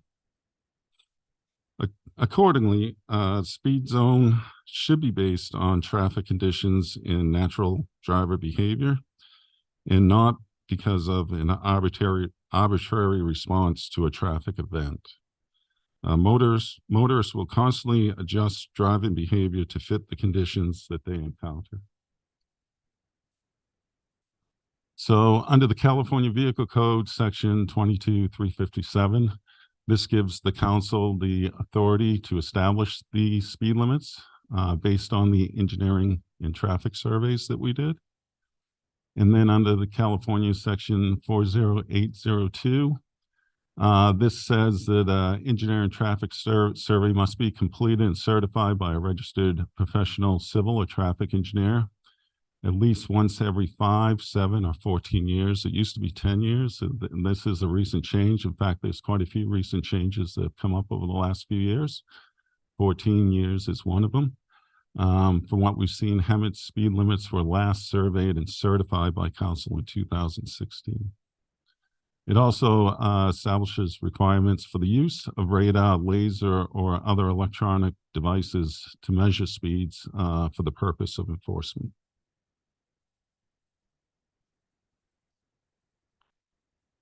So under Assembly Bill 43 and Assembly Bill 1938, this were recent bills that came across the state legislative branch. This provides local agencies greater flexibility in setting and reducing speed limits. It's directed amendments to the California Vehicle Code and the California Manual on Uniform Traffic Control Devices regarding establishing speed limits.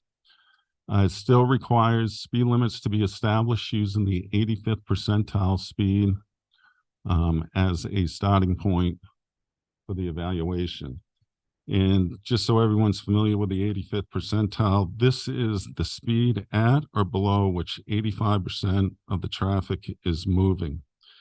It's a reflection of that speed which most people deem to be safe, as opposed to a minority of drivers who do not drive in a reasonable manner. This also includes provisions for the safety and vulnerable pedestrian group, which I'll talk about a little in the next slides. This is a new one. Local authority may by ordinance retain the current adopted speed limit. This is something new that just came out in these bills too. In order to do this, we have to make sure that no additional general purpose lanes have been added on these segments. And again, this has to be a currently adopted speed limit. And these effective dates came into play in January 1st, 2022 and January 1st, 2023. So using California Vehicle Code Section 627, this is basically what we use to set the speed limits. Prevailing speeds are determined by the traffic engineering measurements. We also look at accident records, highway traffic and curbside conditions not readily apparent to drivers. Some of these not readily apparent could be shoulder conditions, grade alignment, or sight distance. Residential density is something else we can look at. This is defining residential density would be 13 homes on one side of a street within a quarter mile, or 16 homes on both sides of the street within a quarter mile of the segment. We also look at the safety of bicyclists and pedestrians with increased consideration for vulnerable pedestrian groups, including children, seniors, persons with disabilities, and uses of personal assistive mobility devices.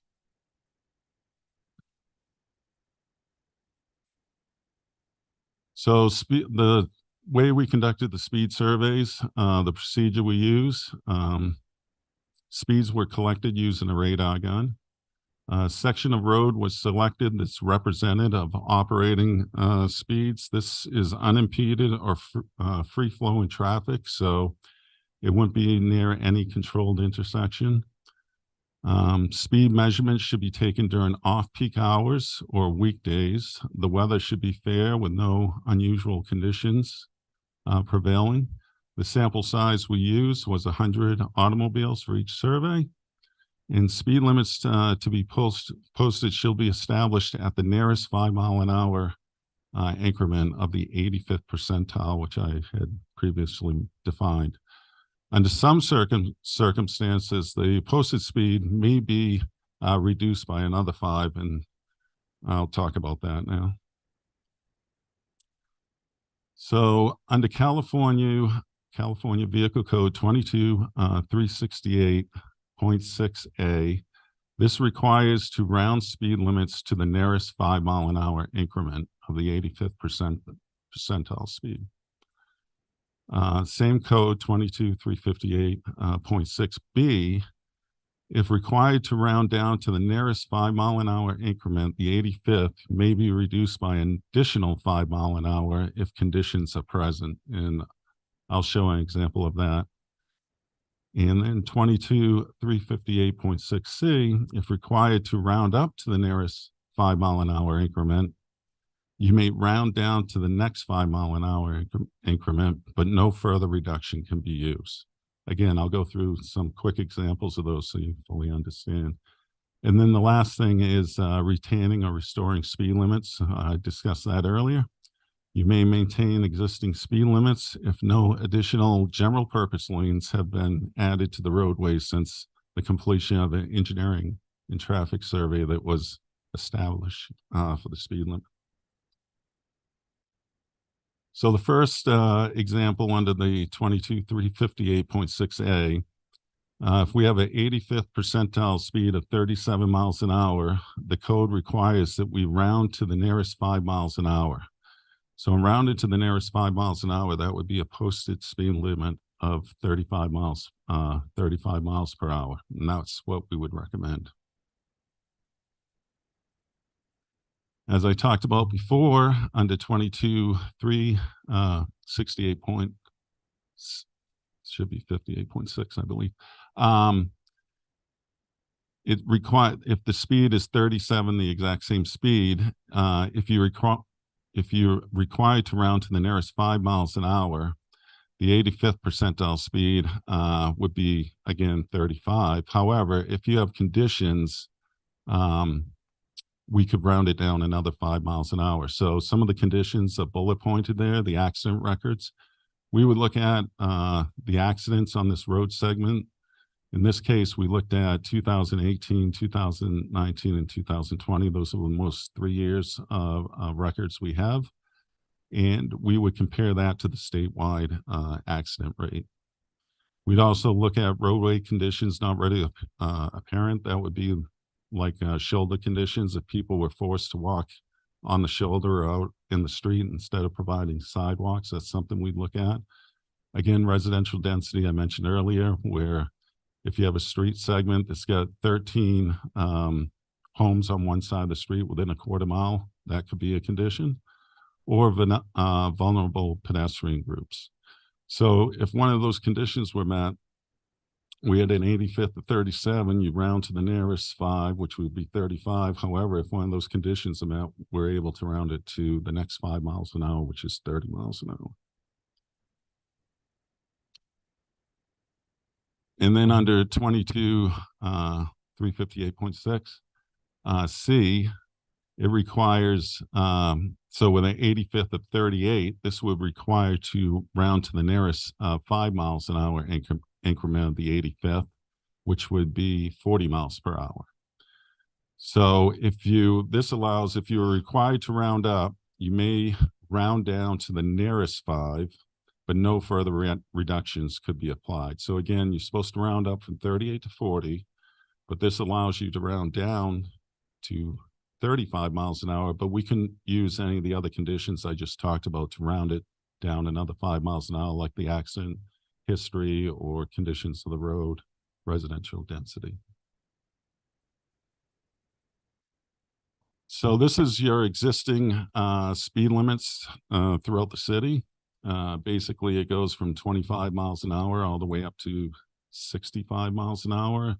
And the color code shows what the different posted speed limits are today. Based on our evaluation, we studied 152 of your roadway segments. Of those 152 segments, the number of speed limits that we're able to maintain the current speed limit is 111. Segments that we recommended for posting that's not currently posted were 8 segments. The number of speed limits we were actually able to reduce were 2. However, there were a number of speed limits that we did have to increase our segments, and that was 31 of them. This map shows the change of speed limits. It's tough for me to see this, but the recommended for posting is in the red or purple. The speed limit decreases are in the blue, and then the recommended speed limit increases would be the green lines that we're showing. So as I mentioned before, there were 31 segments that we are recommending for increasing the speed limit. The ones that are highlighted in yellow, I believe there's 5 of them. Those would actually need to be increased by 10 miles an hour. The other ones would all be 5 miles an hour increase. However, when you start looking at the ones in yellow, those fall more or less on the perimeters of the city. And as you work from, the other cities working in, there's already higher speed.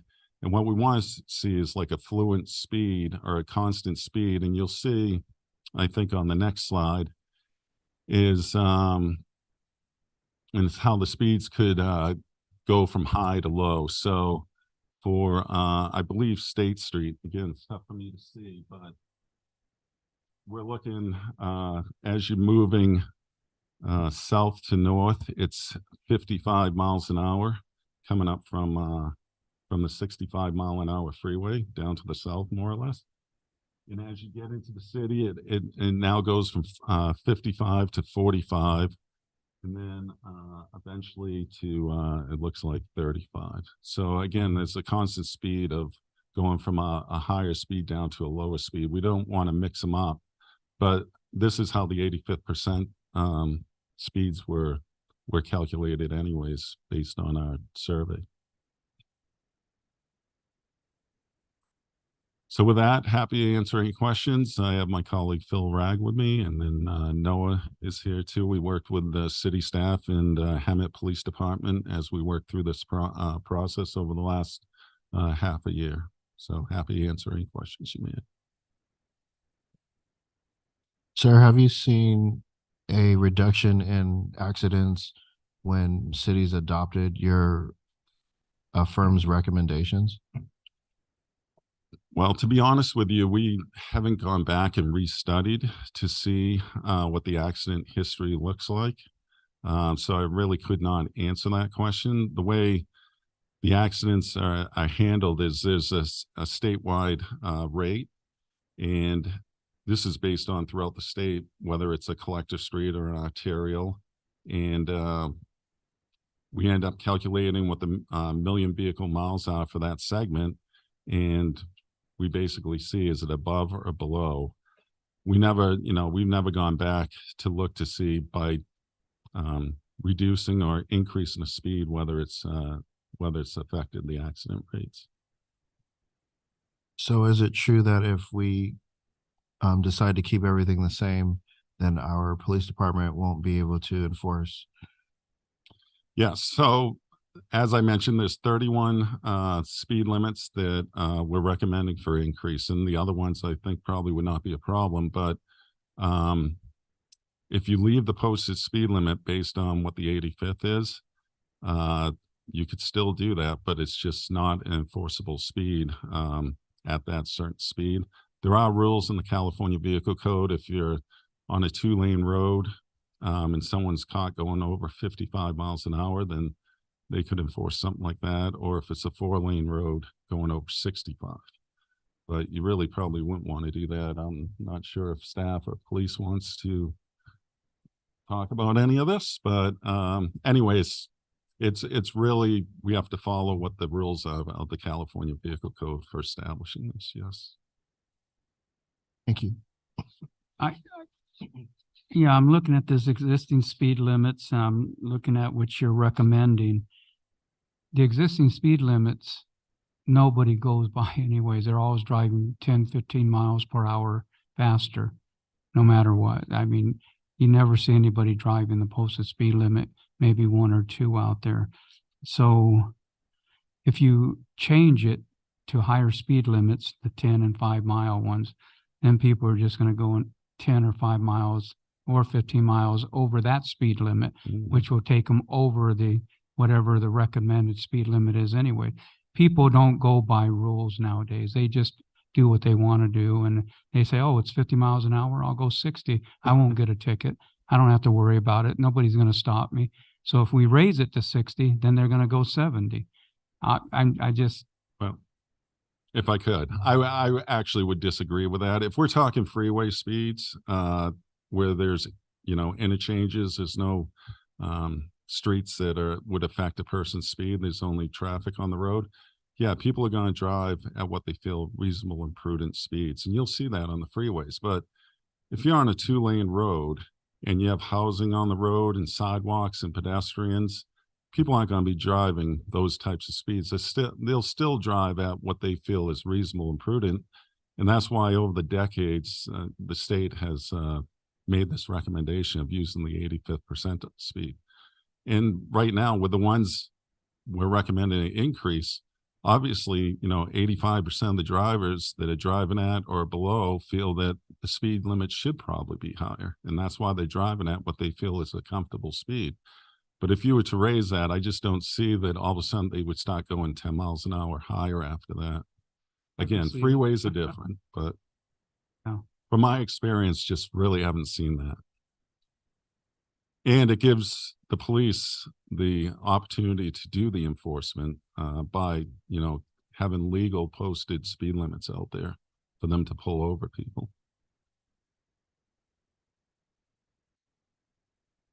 what's the cost to all this changing everything? I mean, it's. Yeah. To make all the recommended changes that are recommended in this report, we're estimating it would probably cost around $4,000. That's if we have to replace all of the signs. There's probably some that we can take down and reuse at some of the other segments, so it'll most likely be less than that. But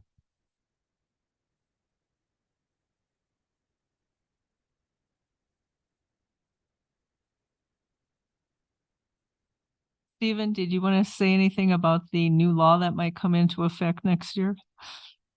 Yeah, so there is an opportunity to maybe expand upon the projects that we're doing here by implementing safety corridors beginning in 2024, which would allow further reductions, I believe up to 5 miles an hour below the recommended 85th percentile under the engineering and traffic study. That is going to require looking at those accidents that are occurring on those roads. We're prohibited from designating more than 1/5 of our non-local streets as safety corridors. And there's going to be some other requirements as well. And there have been other small changes in the law. I know the league has taken a really strong position on the state mandates for the essentially going to the 85th percentile for the prima facie speed limits. So I expect some further movement in the future. So I would say that, going forward with this, you're complying with current law, and you are, I understand what you're saying, Mayor, because I think the same way too. Although the data, may tell us something different. And it's always hard when confronted with data that doesn't meet what your preconceived notion is. But I would say that this isn't necessarily the end of it. We can certainly have a look at any of those streets in our system. Do they have the kind of issues with safety that would merit designating them as safety corridors and maybe further reducing the speed limits at a future date? Yeah, the a couple years ago, when the league got very involved in opposing this 85th percentile and coming up with different ways to mediate or mitigate the speed increase based on the type of neighborhood it was. And that's one of them. I'm looking at the speed increase on North State Street from Esplanade to Menlo. That is increasing by 10 from 40 to 50. And I'm wondering if the consideration that there are 2 senior communities that are off on the west side of State Street that, I mean, right now it's hazardous when you get up to whatever speed and somebody is slowing down to make a right-hand turn into one of those mobile home parks. And I'm wondering if any of those things can be taken into consideration with the type of community, the type of neighborhood that these increases are going through. The same will happen on South State Street with Saddleback Mobile Home Park, Santa Rosa. I mean, one goes off on the right, one goes off on the left. At least the one on the left going into Saddleback has a open median that they can pull into, but they don't have any clearance coming out. And if that is increased, and I realize most people probably go 55 and 60 miles an hour down there now, if it, legally is increased, if it's going to put those senior citizens who are trying to pull out onto State Street or exit State Street, if it's going to put them in further harm. So as a council member, there are provisions in the vehicle code related to senior centers, senior facilities, in the same way that there are school zones. The city can look at designating senior zones. You have to put up warning signs, I believe, designated as a senior zone. And so that may be another issue for perhaps further study. I know that we have a lot of age restricted mobile home parks. I know that we have senior housing facilities throughout the city. I think we'd want to do some research. It seems common sense would say that a senior mobile home park or a senior housing facility would meet the definition of of senior center under the code, but it'd be something we'd have to look at. But there may be ways to add some limited protection around those facilities. Well, now let me ask this. Can you have opposite speed limits going different directions? You can, but it's not advised. So. Well, that would solve it. Now, so when we do the speed surveys, we actually do, if it's a undivided road, we'll do 50 surveys going in one direction, 50 the other. So in that case, you would still have the same speed limit set for both directions. If it's a divided highway, then we would do separate speed surveys for one direction and that for the other. 99% of the time, the speeds are pretty much going to be the same, but there are instances where the speeds are different. And, there's been a couple of times we set different speeds for different, but those would be undivided highways. And again, it's not really advised, I guess, because you want to try and make it so each segment has the same speed throughout the city. And I would just say, Councilor, and looking at the map and, my own familiarity with the city, especially looking along like Devonshire and places like that, where a lot of the senior housing is located, speed limit's already set to 30. So I think a lot of them are probably taken care of right now. But that could certainly be something that gets looked at in the future, especially if we're looking at safety corridors and other things like that. Yeah. To bring back in 2024. And I realize we have not adjusted any of the speeds in Hemet for quite some time, because the last time this was brought to us, we kind of booted down and just didn't take any action at all. And there are consequences to that. Yes. And the chief is going, "Yep, you sure did." I don't know if the police department wanted to comment on it, but I'm aware, I've been informed of at least one case where the case was began with a speeding violation. And then I believe the officer detected alcohol in the breath of the person driving, and they were charged with DUI. And I believe that case was dismissed. because we didn't have a valid engineering and traffic study on file. So the chief can maybe elaborate on that if he knows what the details. Yeah, I don't know the details of that case, but it allows us to actually enforce traffic, the speed laws. I mean, it's, based on prima facie speed limits, we all know what the maximum speed limit on the freeway. And I understand the mayor's concern about people speeding faster, but this will allow us to enforce those, the speed limit. And we've had issues, and this is what we brought forward. I think when Noah first arrived is, the commissioner, while we go to traffic court, my officers, they're unable to enforce those speed limits. So those are thrown out. And once So- we're out there, it makes it. We don't have speed limit signs out there now, or? Yeah, but we need that traffic study to be Oh, the completed. traffic study too. Okay. And this is what was conducted so we can enforce those. And it also severely limits the methods that the police department can use to enforce speed laws. So they would no longer be allowed to use radar, or I don't know the exact term, Chief, but where you guys have a set marking and you do the timing. You're not allowed to use that anymore.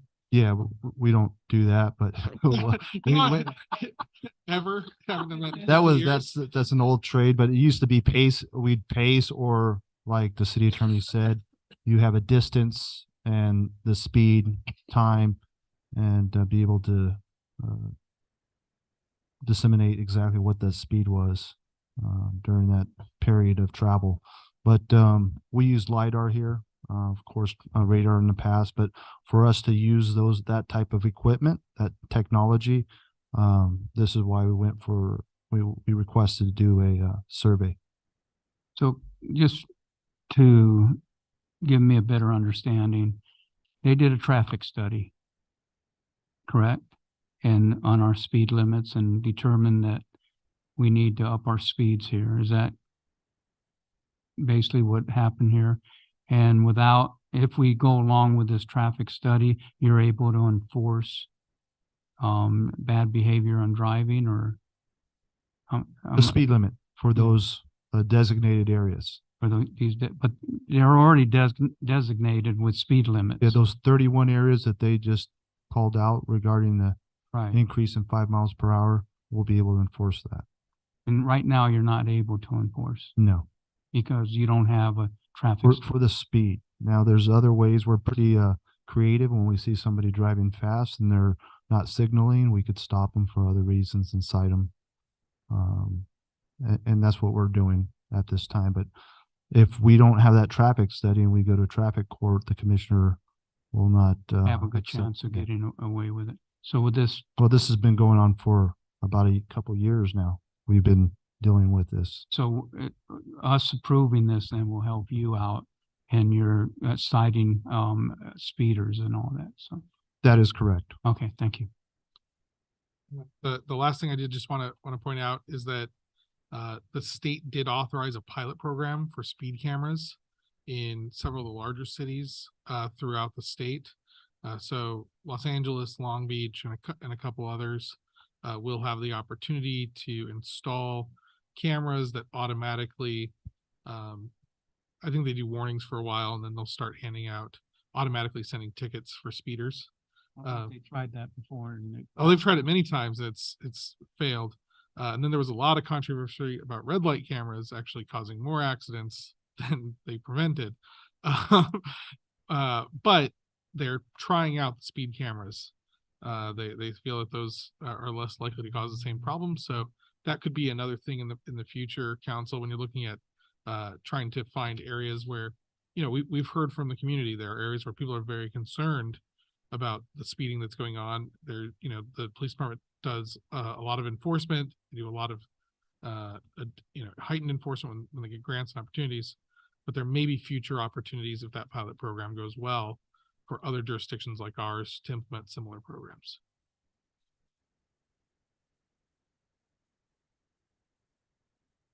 Thank you, sir. Where am I? I'll make a motion to approve. Who's with me? Are you completed with your study? Sir? Are you complete? Have you Yes, completed? yes, we are Okay, thank you. completed with the. I'll second that. Thank you for your presentation. Can I get a motion to? We're already there. Okay, so we got a motion and we got a second. Yep. Council, please cast your votes. I have a motion by Mayor Pro Tem Lowenthal, second by Councilmember Krupa. That motion passes 5-0 to introduce and waive the first reading of an ordinance of the City Council, the City of Hemet, California, acting in its capacity as the legislative body of the City of Hemet, updating section 78-69B of Article 3 of the Hemet Municipal Code. Okay, we'll move on to City Council and staff reports.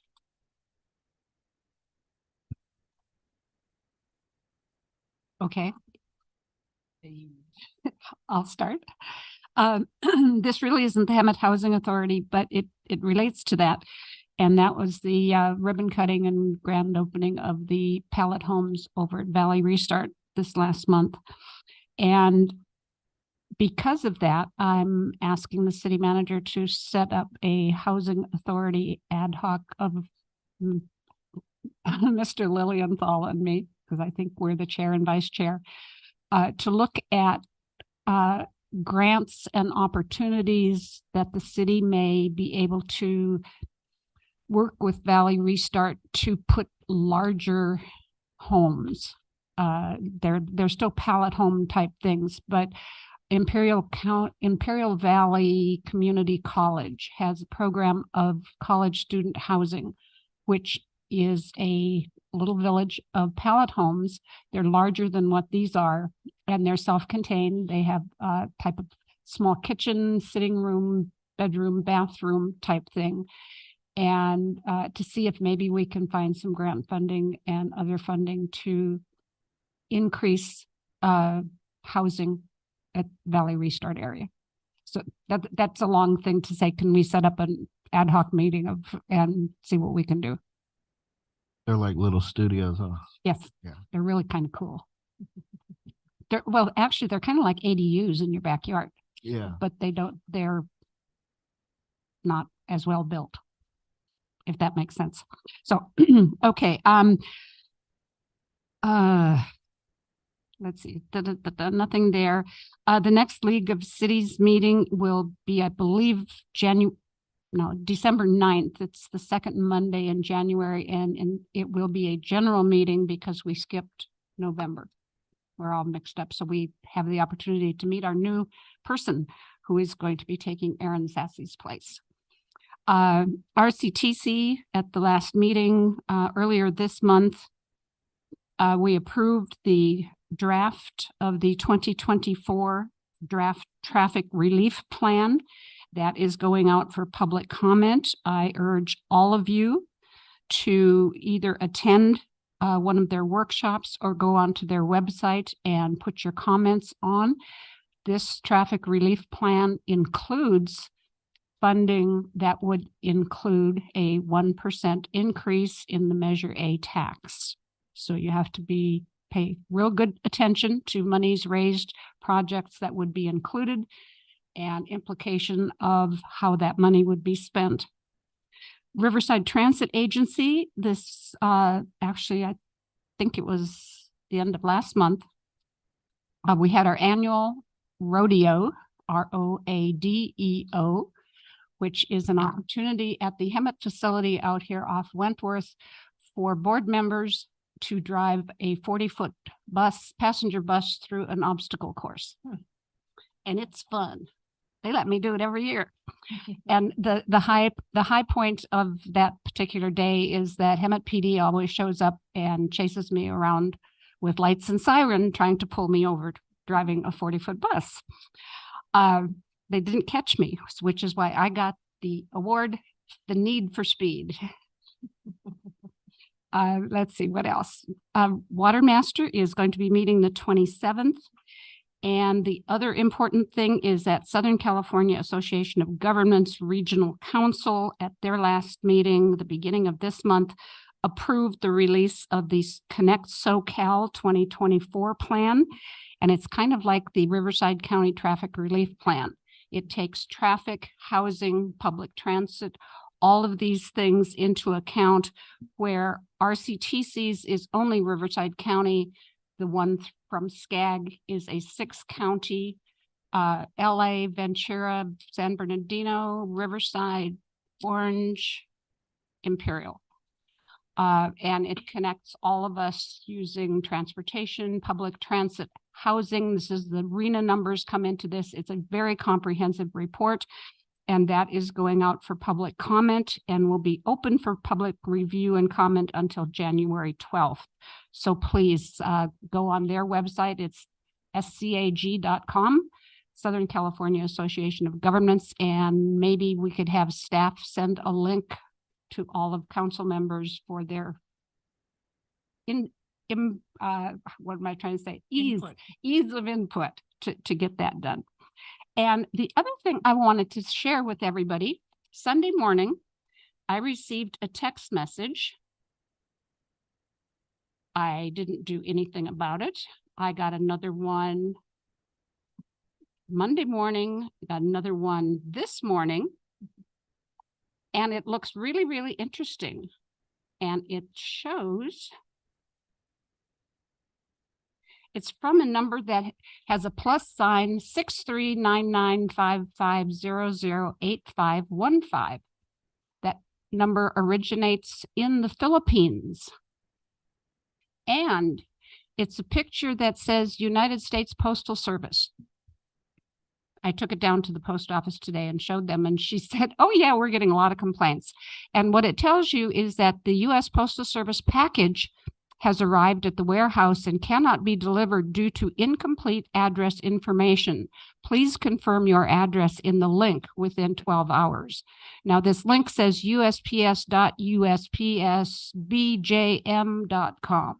Well, I looked at that and said, yeah, I don't think that's legit, but people are falling for it and their information is being stolen. So it's a scam. It says U.S. Postal Service. It's a scam. That's it. Okay, I went to the WRCOG meeting a week ago, and there were a couple of things that came from that meeting. There was a presentation given on a potential initiative to help WRCOG member agencies mitigate the vehicle miles traveled impacts. And this is going to be required for all new development. And the state requires all new projects to do this. And WRCOG is evaluating a voluntary regional program with support from its member agencies, regional stakeholders, and other parties. And this program would probably be like the TUMF program, where if we would participate in it, it would help us to pay some of those mitigation fees for the VMT travel. So they're going to prepare a program manual on this. And once this manual is complete, they'll bring it forward and we'll have another discussion and potential action on this. So it looks like it would be a voluntary program that we could participate in if we like the program. So more information will be coming on that. They talked about the General Assembly that was held this past year and the upcoming one. And there were 651 attendees at this last General Assembly that was held at Pechanga, and all of we were there basically. And it was a great program and a lot of networking and such. And WRCOG actually made $73,000 from that. And I was like, wow, that's pretty neat.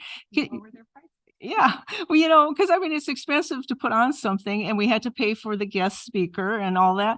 And I was just surprised that they actually got that much revenue back from, but we had some great sponsors and a lot of that was from the sponsorship and that. So that was good. And then for the General Assembly this coming year, it's going to be June 20th, 2024. And they had a committee that met and they narrowed it down to like about 3 guest speakers. And the keynote speaker this year is going to be the NFL Rams coach, Sean McVay. Yeah, so that'll be kind of neat, I think. He's pretty inspirational.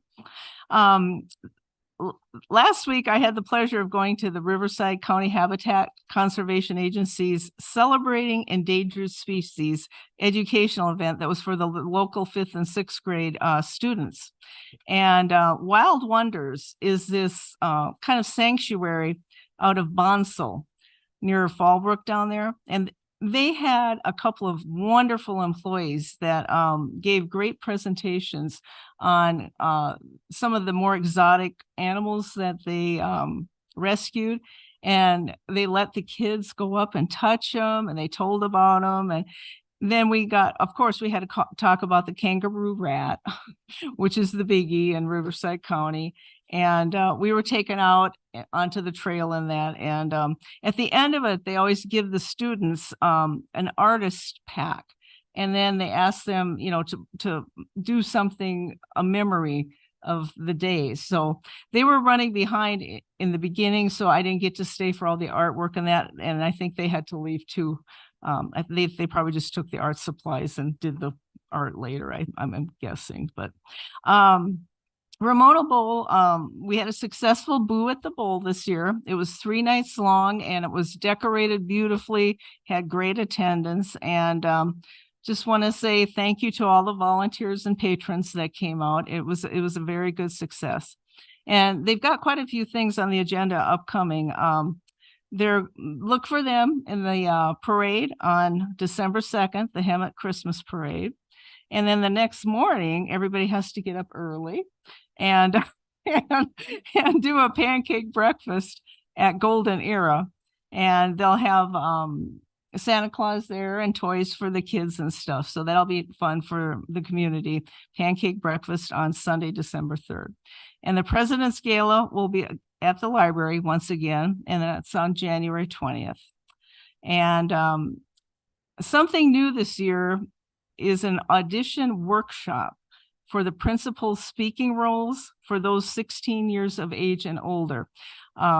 Dennis Anderson is the artistic director, and this is something new they've done. He said, some people are really good at speaking and drama, but they don't know how to do the interview or to audition. So he's going to have 2 workshops for 16 years old and age and older for the principal speaking roles. And that's going to be on Saturday, December 2nd and the 16th. And it'll be from 11 to 1 o'clock at the Ramona Bowl Amphitheater. And then the other smaller parts they're going to do later in a month or 2. So there should be a flyer on the Ramona Bowl Facebook page that you can look at this, and it'll probably be on other social media. So if you know anybody that's interested in getting a bigger part, have them look at this. Thank you.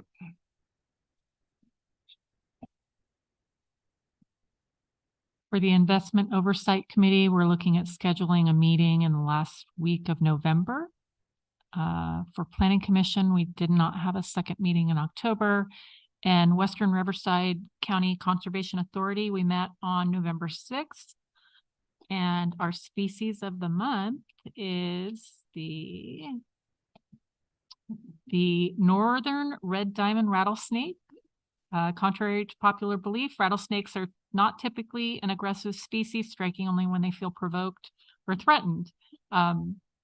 This snake is no different and tends to avoid humans. So that's the species of the month. And then some other events that I attended. I attended the Canyon Lake State of the City with the mayor on October 26th. And that was a very nice event. On October 27th, I did the RTA tour with the mayor as well, and RTA and representatives from Palm Communities. So that was a very good tour. On October 28th, we did have the Chalktober event. I really enjoyed that. The artwork was amazing, and it was still there, I think, last week when I went out. And then I also attended the PD trunk or treat later that day. It was very well attended, and I think that they went through a couple candy runs. So I was really happy to see all the kids out there enjoying themselves. Even Mayor Pro Tem's children was very cute, little firemen. On November 3rd, I attended the San Jacinto Valley Academy, Animal Academy reopening, which was fantastic. It's really a beautiful facility, and they're doing great work there. They have animals that are available for adoption, but they also were housing animals that had to be housed because of fires in the area. So they had horses, turkeys, pigs, sheep. It just goats. It really is a beautiful facility. And then, of course, that night we had the Hemet State of the City. So I want to thank the mayor for his presentation. On November 4th, they did a library ride along. So as you know, the newest council member, I'm trying to get familiar with staff and their different operations. So I spent about 5.5 hours with Kathy and really saw how helpful her staff is. And we had a meeting with some folks regarding an upcoming event that I might be judging an item in, but it was very interesting to see all the things that they do, and hoping to plan more ride-alongs with different departments. And then that night we had Autumn Elegance, which that was a lot of fun. I really enjoyed that. November 11th, we had the Veterans Day celebration, and I think that went well. I really enjoyed the dog presentations. I'm just amazed at, you know, with the fire open house and just all these presentations, they're just fantastic. And on November 13th, I attended it's a Mount San Jacinto Higher Learning Forum for the Southwest region. Actually, the city manager was there as well.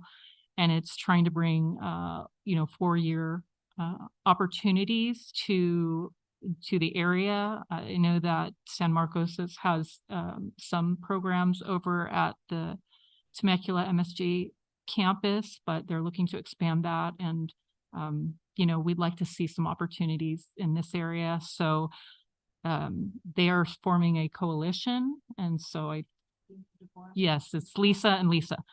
So I did sign up for that. And then we toured the facility. That was pretty amazing. And I think that's all I have for this evening. My son cried so hard during the fire, the demonstration when they set the car on fire. I saw a lot of kids crying, but I'm tell you what, this dude has been wanting to be a firefighter ever since. He runs around the house, pretending stuff is on and trying to put it out. And even questioned why I was using water. I made some ribs the other day, and he was wondering why I was using water on the grill while I was cooking. And I had to explain to him I was just trying to turn the heat down. But he was like, "Are we trying to put the fire out?" It was pretty funny. He had him and Adelaide had an awesome time at the Chalktober. That was so meaningful to me, to see all the different, just the talent that's showcased here, you know what I mean? And then the city manager took me to first Paris today and then Riverside to, and talks about this mobility project.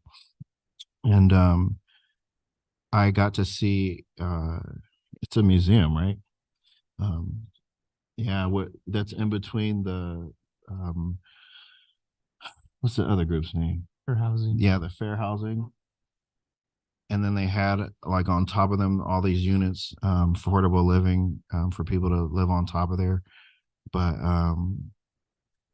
it's probably wasn't his direction for me, but probably the most meaningful thing was to see the museum itself and some of the struggles that I didn't know in our own backyard, because I went to go see, I had the opportunity to go see like where Martin Luther King was born and his home life and stuff like that. But then to see it right here in Riverside County, the things that people who look like me, all of the stuff that they went through. And it's not even like it's a long time ago. It was like the 90s. That's, and what was the latest one? Like 1998? I think there were even some early 2000s. Yeah, I was like, I still, even though I saw it, I kind of still don't, it's, you know what I mean? It's kind of surreal, I guess.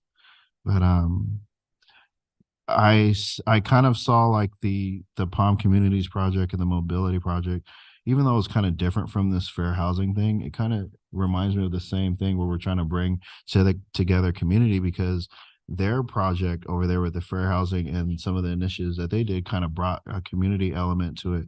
And then I can see the same thing with the bikes and some of the stuff that we're trying to implement here with these projects. I can see some of the stuff happening here, but I hope that we would push for something that has to do with more arts, inviting Ottawa down and the surrounding cities so that we can showcase arts and stuff like that. Just like they did down there in Riverside. It was pretty incredible. It was incredible to see in Chalktober all of the different artists and what they could do with just chalk. You know, one thing I'm kind of sad about is I don't know. I was there to judge the things in the little courtyard, but I didn't get to know who's the winner. So I don't know who won, and we'll provide that. Okay. And then I don't have anything to report for community action because that's this Thursday. So I'll tell you guys more about that in December. Just a couple of things. Went to the grand opening of Valerie Restart's Pallet Village program. Tiny homes, they're pretty good. They have residents in some of them. We got to speak with the young lady that was one of the residents in the pallet homes, very nice lady, and they've helped a lot of people. They've really took some of the people off the street and helped them and put them in permanent homes. So that was good. I was pretty happy to see that and hear it. So what else did we do? Oh, we had a meet and greet in Corona with Chief Newman, Police Chief Newman, city manager, and myself, and had a pretty good talk with them on, you know, what we're going to do here when our chief retires this December. I think we're going to put an ankle bracelet on him so he can't leave Hemet. So we'll see. What else did we have here? San Jacinto Valley Animal Campus Grand Reopen happened also on November 3rd. The two of our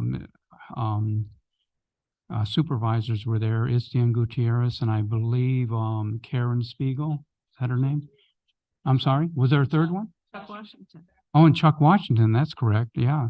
And so it was pretty good. We got to go out around and see the different animals and horses, cats, dogs, and I had to run my wife out of there before she got another cat. So that was something. Then we had the State of the City, which I believe turned out really nice. Autumn Elegance, we were part of that, which was really amazing. I couldn't believe all the food they had there. Right. And it was wall-to-wall food and free. Well, the city paid for us to be there. So what else do we have? And then we had chief of police interviews going on also at the our city hall.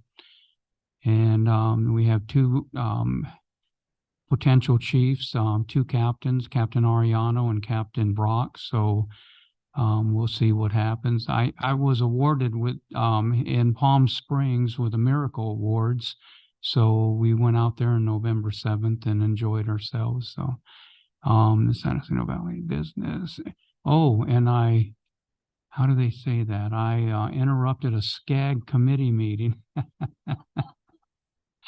I don't know how they got me to go to that, and that's Council Member Krupa's committee, and I was invited to it, but accidentally, I think.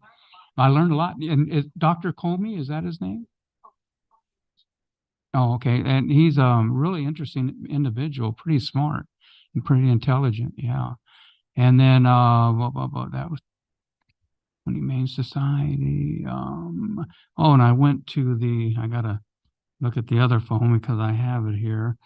I attended the Southwest Riverside County Association of Realtors, and did anybody go to that one? No, no.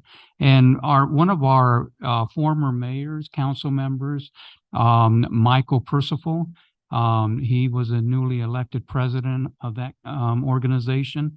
So that was nice. He was pretty happy.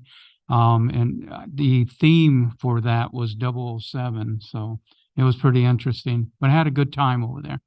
And we had our veteran celebration this last Saturday, which turned out well. We honored one of our fallen, Richard Freeway Padilla, who's a member of the American Legion Post 53, and had his name etched on the Vietnam Wall, and that turned out pretty good. So I think that's about it for me. So how about your report, City Manager? Thank you, Mayor. Just two items. Our Global Skate Plaza grand opening is scheduled for Saturday at 1 p.m., weather permitting. There's currently a 40% chance of rain, according to my phone right now. That's down from 50% earlier today. That's good news. And then just a reminder that our next council meeting on November 28th is canceled. The next meeting will actually be December 12th. That's all. Ad hoc committee? Anybody with ad hoc? No? Okay, we're going to bypass that. Okay. There being no further business, this meeting is adjourned to the next city council meeting on December 12th, 2023. Thank you for joining us tonight.